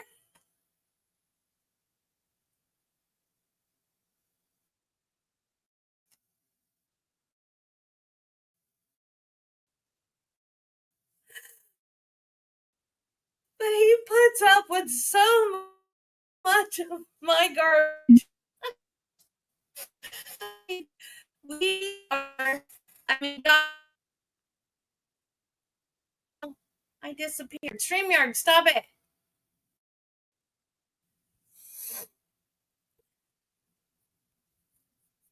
My very, very first boyfriend slept with everything that moved, even after he got married.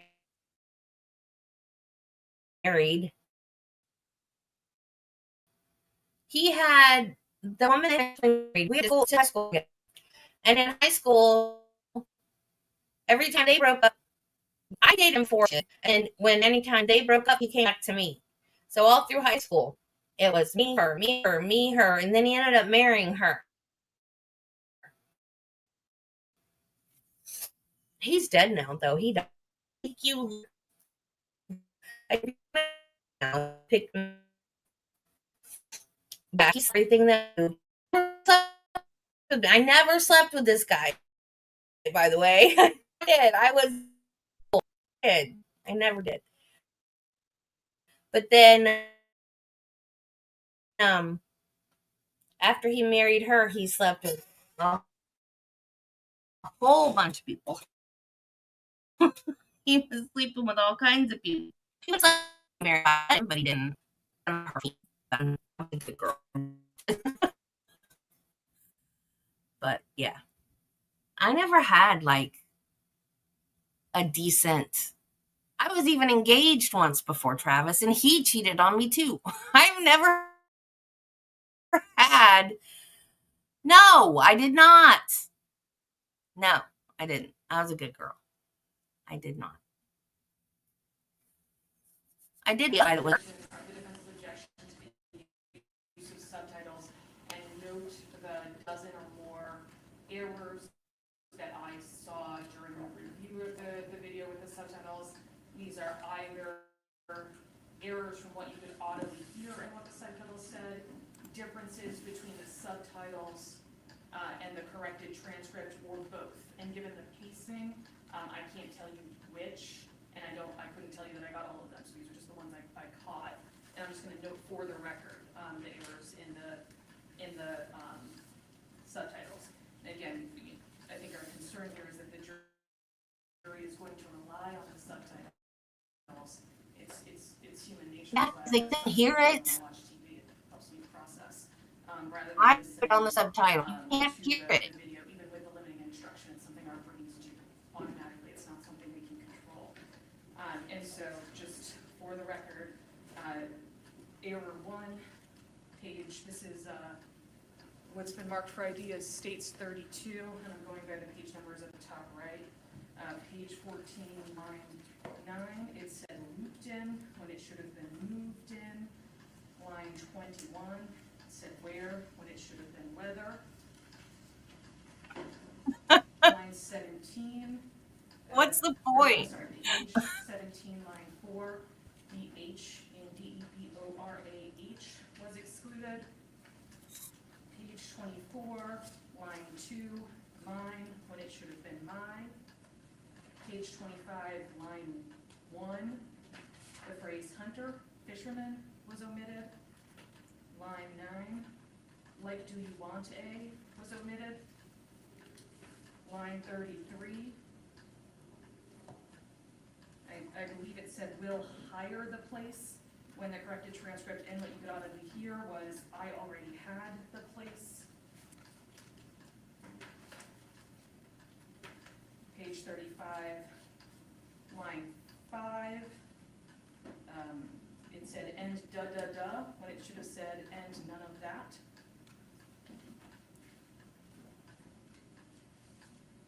Page 46, line 14, and again line 16, it should have said I then Venmo'd, and it said I mailed her.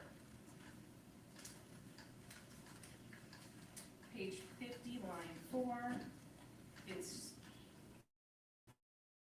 said I was when it should have said us. Page 51, Sergeant McLaughlin is misidentified as Detective Horton. Page 55, line 12, it said pulled when it should have said filled. Page 57, line 6, the word like was omitted.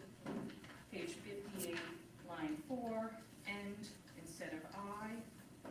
Page 58, line 21 to 22, it said I never like hit her or punched her or anything, when it should have said I never like hit her or touched her or anything. Line 59, it said after a couple of times, or say page 59, line 15, after a couple of times, when it should have said after a couple of attempts. Page 60, line 14, Sergeant McLaughlin erroneously identified as Detective Horton, or vice versa. Line 61, it said check that instead of, or page 61, line 2, check that instead of check though. Page 61, line 6, I couldn't really check for her earring, when it should have said I couldn't really check for her hearing. Page 64, line 2, and 2 errors, and for my own, instead said, and from my own, same page, line 9, maybe is, instead of maybe as. Page 68, line 8, omitted cause I was like.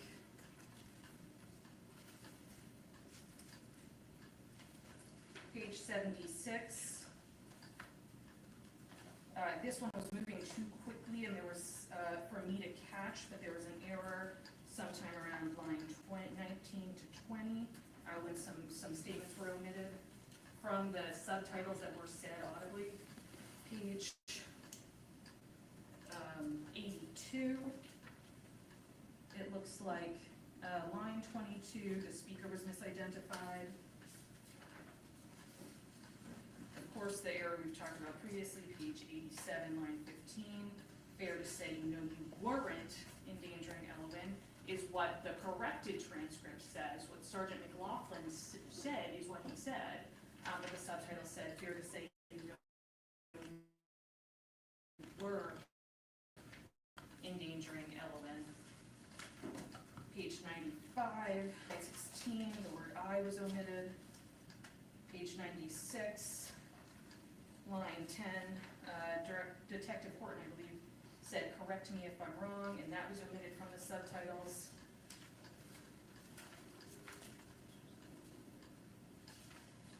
Page 105, line 17, this is one that Sergeant McLaughlin identified on direct. It said whacking the round, the subtitle did, when the actual correct statement was racking the round. Page 106 had multiple errors, line 2, to what I'm saying versus is what I'm saying. Omitted because, line 5, because it's not like that has even happened to me ever before. Line 14, the problem is versus but then probably there. Line 108, page 108, line 17, honestly was what the subtitle said, but the audio was clearly obviously. Page 112, line 18, speaker misidentified. And I think we ended there. And Judge, I think it's more about the overall quality of the information being presented to the jury. I think the most substantive error is the one we've already discussed at length. But I would say if those are what I can catch at a full speed, non-slowed down review, it's likely there are even more errors. And so I understood the jury has heard it. I'm just making my record about the impact that using the transcript has had on the jury, and renewing, noting our objection made multiple times prior to it being played. And that's all I have on that. Okay, thank you. Attorney Duren, any comments? Just that counsel has noted, as they've noted, most of these are minor errors. Different people hear different things, as is obvious. The transcript was provided to defense counsel before June of 2024. They chose to utilize this one in terms of their motions for redaction. In fact, the state had offered them the opportunity to reconsider that and utilize the edited, corrected version done by Detective McLaughlin. Defense chose not to. The state followed what the defense requested in terms of transcripts. These are minor. They've been corrected on examination. They've actually been notified, I believe, 3 times. The detective, as well as this court, have instructed the jury that the audio is what they should listen to, because the transcript can show errors. Even the larger error, or the error that defense counsel points out as being substantive, was corrected on direct examination. Defense counsel is free to cross-examine. This was given to the jury and instructed by a limiting instruction that this was merely for a guide and that they were to rely on the audio for any differences. Your Honor, unlike defense counsel, I don't listen to subtitles because I don't trust them. In terms of on television, they're always wrong, and I'm sure defense counsel is aware of that as well. This was given to jurors as a guide. There were errors, but they were minor, except for the one. Defense counsel is free to question on cross-examination if they don't feel that the state addressed them appropriately on direct. And just a couple of notes. I don't know why the state gave the jury evidence it doesn't trust, that it thinks is incorrect. It's not our burden to ensure that the evidence that the state is presenting is accurate. It's the state's burden. And we did not ask the state to use incorrect subtitles. We objected to the use of subtitles at all for this very reason. Your Honor, that was a colloquial speak. The subtitles are done by somebody listening to a tape who was not involved. That's why it is sworn to. It is transcribed by a stenographer, and the state provided corrected information. This could have all been corrected had defense counsel raised these concerns prior to the transcripts being used. Your Honor, these are minor issues within this transcript, and the jury has been told that they need to rely on the audio. The audio is the evidence. This tape was provided for presentation purposes as an assistive device, not as evidence, and the court was very clear in its instruction. Attorney Kettles, I note that you have not raised an objection relative to whether or not the state did not properly redact consistent with my order dated October 10, 2025. It does appear that the video that was played is consistent with my redactions relative to those portions of the transcript. I would note that I haven't heard any objection in that regard. And Attorney Duren, based upon your argument, is my understanding that the state's position is that, with the exception of the were versus weren't endangering comment, my understanding is that the state's perception is that any perhaps incorrect word choice does not alter the sense of what is being said as part of the tape. Is that correct? That is correct, Your Honor. Okay, all right. Satisfied with the record? Yes, Your Honor. All set? Okay, so any further, the court is denying any request for a further limited instruction. Again, the transcript in whatever form will not be going to the jury. That's number one. Number two, the version of the video that has been admitted as a full exhibit, that version does not have subtitles on it, and that version has been admitted as a full exhibit. So that version will be going to the jury. I've already instructed them that they are to consider the audio to be the primary evidence, and they are to rely upon that, and the jury is presumed to follow my instructions. So that is my ruling with respect to that. Satisfied with the record, counsel? Yes, Your Honor. Okay, jury. Thank you.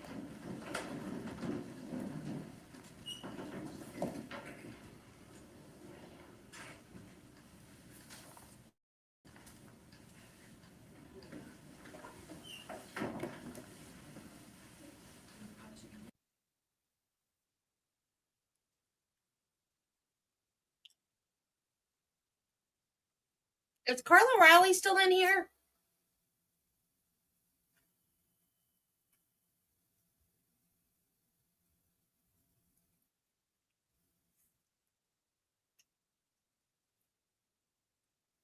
There's an air pollution warning in Jacksonville.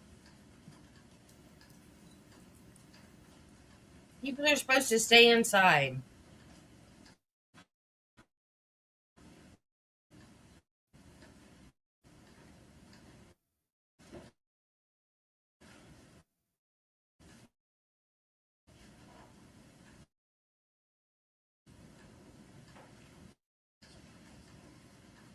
Common Spirit Court is now in session. The Honorable Jonathan S. Gazelle presiding. Thank you. Please be seated. Detective Sergeant, you're still under oath, sir? Yes. Thank you.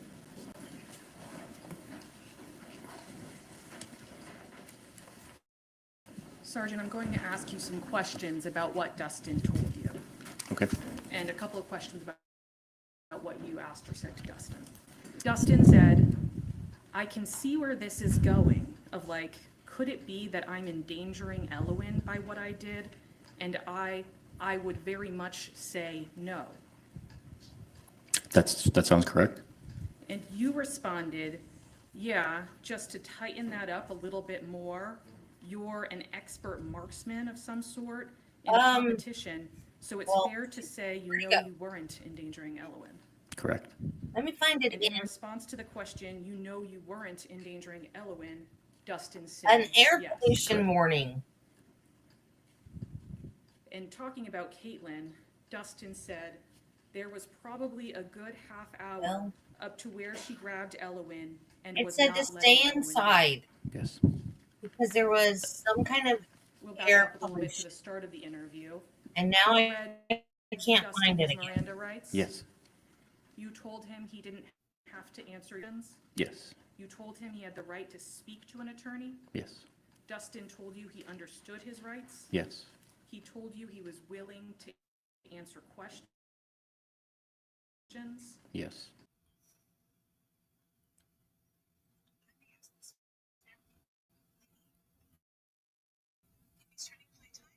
Why is... Oh, it's a commercial.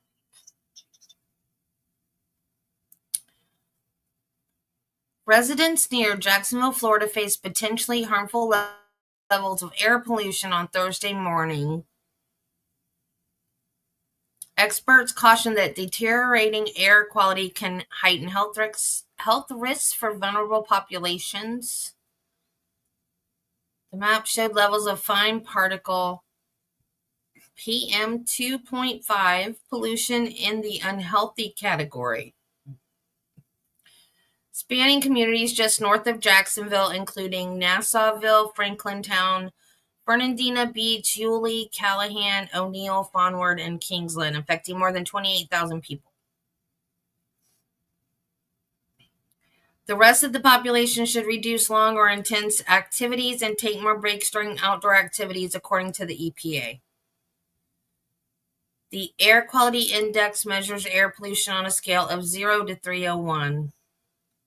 Oh, it gives you the whole thing, but it doesn't say what it is right now. It gives you like the whole scale and what it means.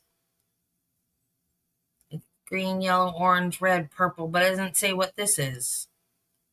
That doesn't help.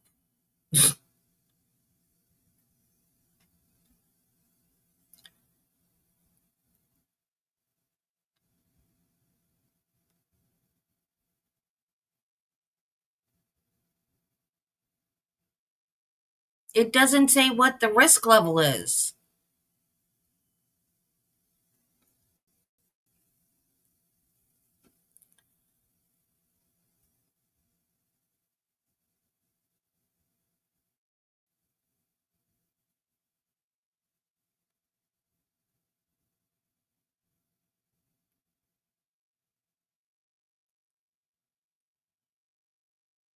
Yeah, that's all it says. So just be careful when you're outside. Don't take deep breaths. No. He didn't ask to speak to an attorney before he answered your questions? He did not. He answered your questions? He did. Sometimes he volunteered information that hadn't been asked? A lot of information. And Dustin told you that he and Caitlyn had agreed to move to New Hampshire. Oh, wait. It's in the, okay. So the unhealthy category is the orange category. Unhealthy for sensitive groups. Members of sensitive groups may experience health effects. The general public is less likely to be affected. Okay, sensitive groups are sensitive. What are sensitive groups? Sensitive groups. Older adults, children, and people with respiratory illnesses.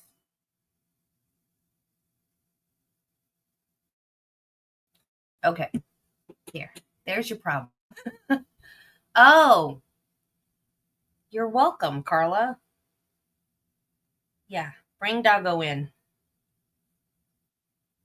This in July or August of 2023. That's correct, yes. He told you then Caitlyn sent all their stuff to Minnesota.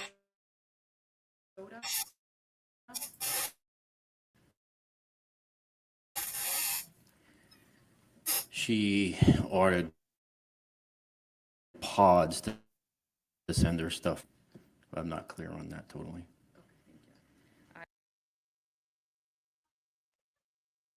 What now? Quit being weird.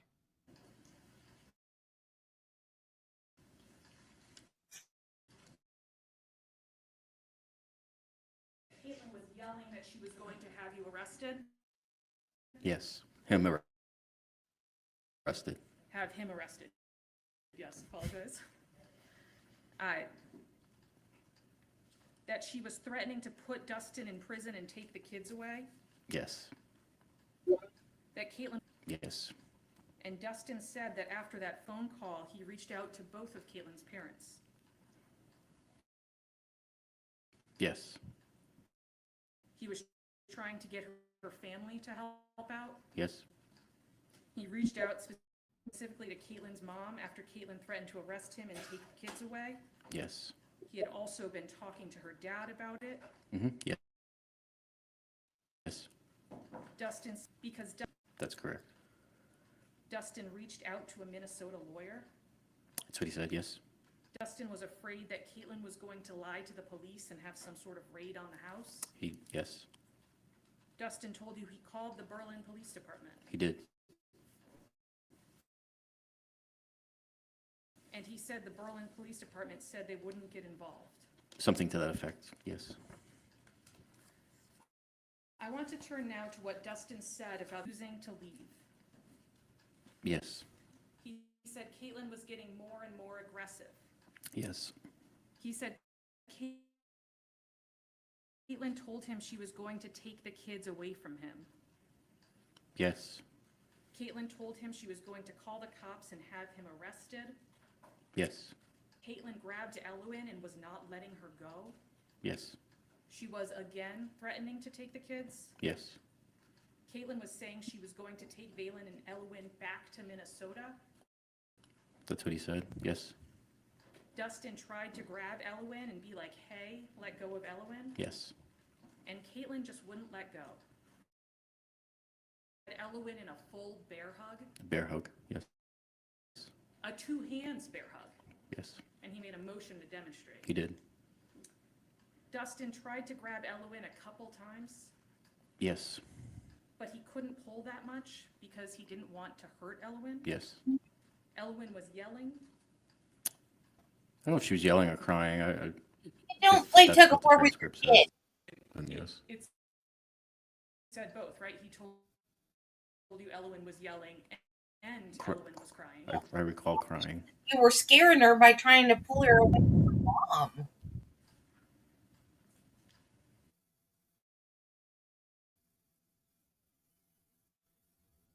Dude, there was a better way to handle the situation.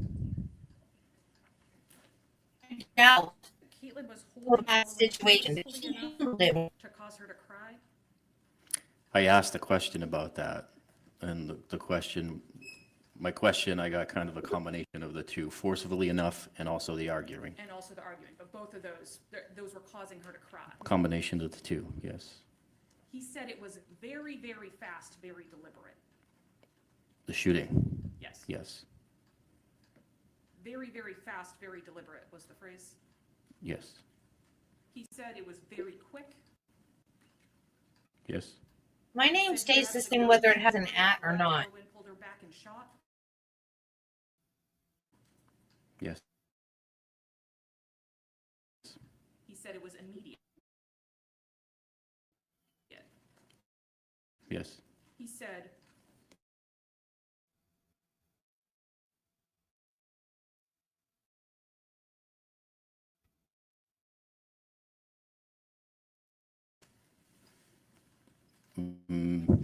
that doesn't sound accurate. that doesn't sound accurate. No. I think there's more to that.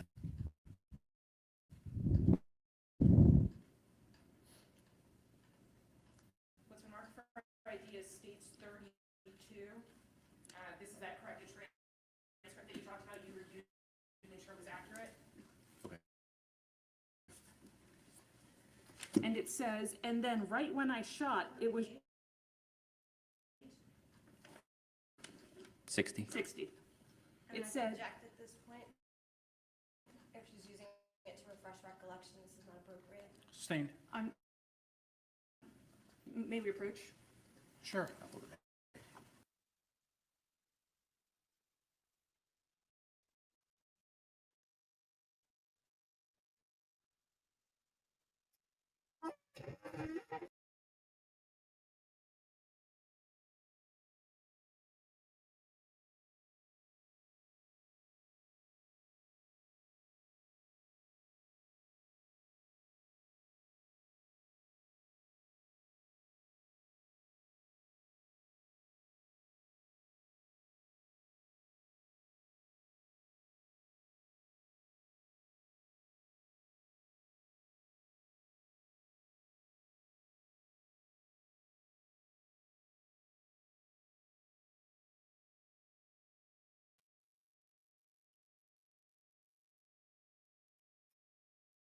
Well, I haven't typed anything in a long time.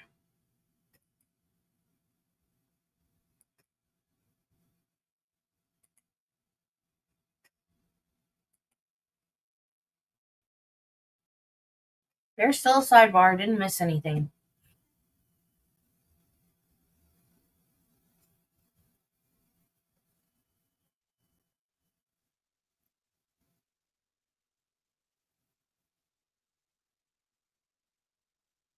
I think I typed my name way, way, way back before the stream started. And I don't think the acts were on it then. I think this started in the middle of the stream. Or maybe not the middle, but after the stream started.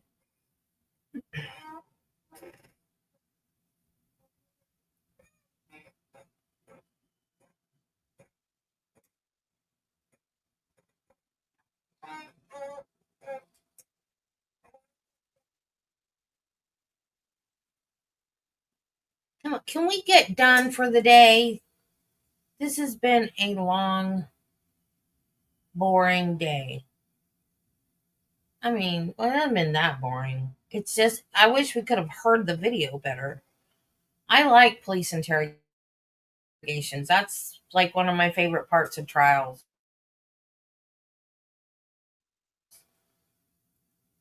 There for the day. We'll Hard to resume. hear today. Again, I remind you Yay. to not discuss the case amongst yourselves or with anyone Heard else. me. Don't conduct any research subject that could impact your eventual determination of the issues at hand. If you do, again, I remind you there's a media presence, and I instruct you to avoid any media coverage of what's happening in the courtroom, and to go so far as to try to prevent any inadvertent exposure. With that, we'll see you at 9 o'clock tomorrow. Thank you for your patience and your understanding. All right.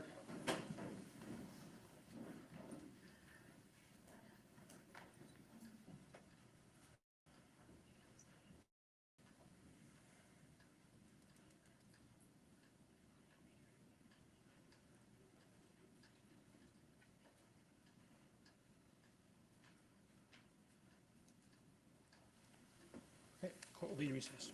Thank you.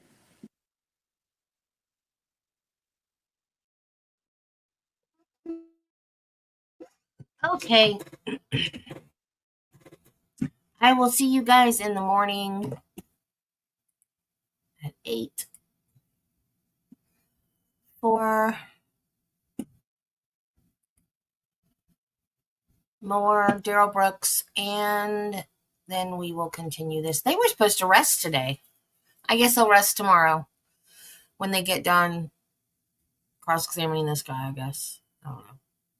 So be kind to people, love your family, and Jesus loves you, and so do I. Bye, guys. I'll see you in the morning. Have a good evening.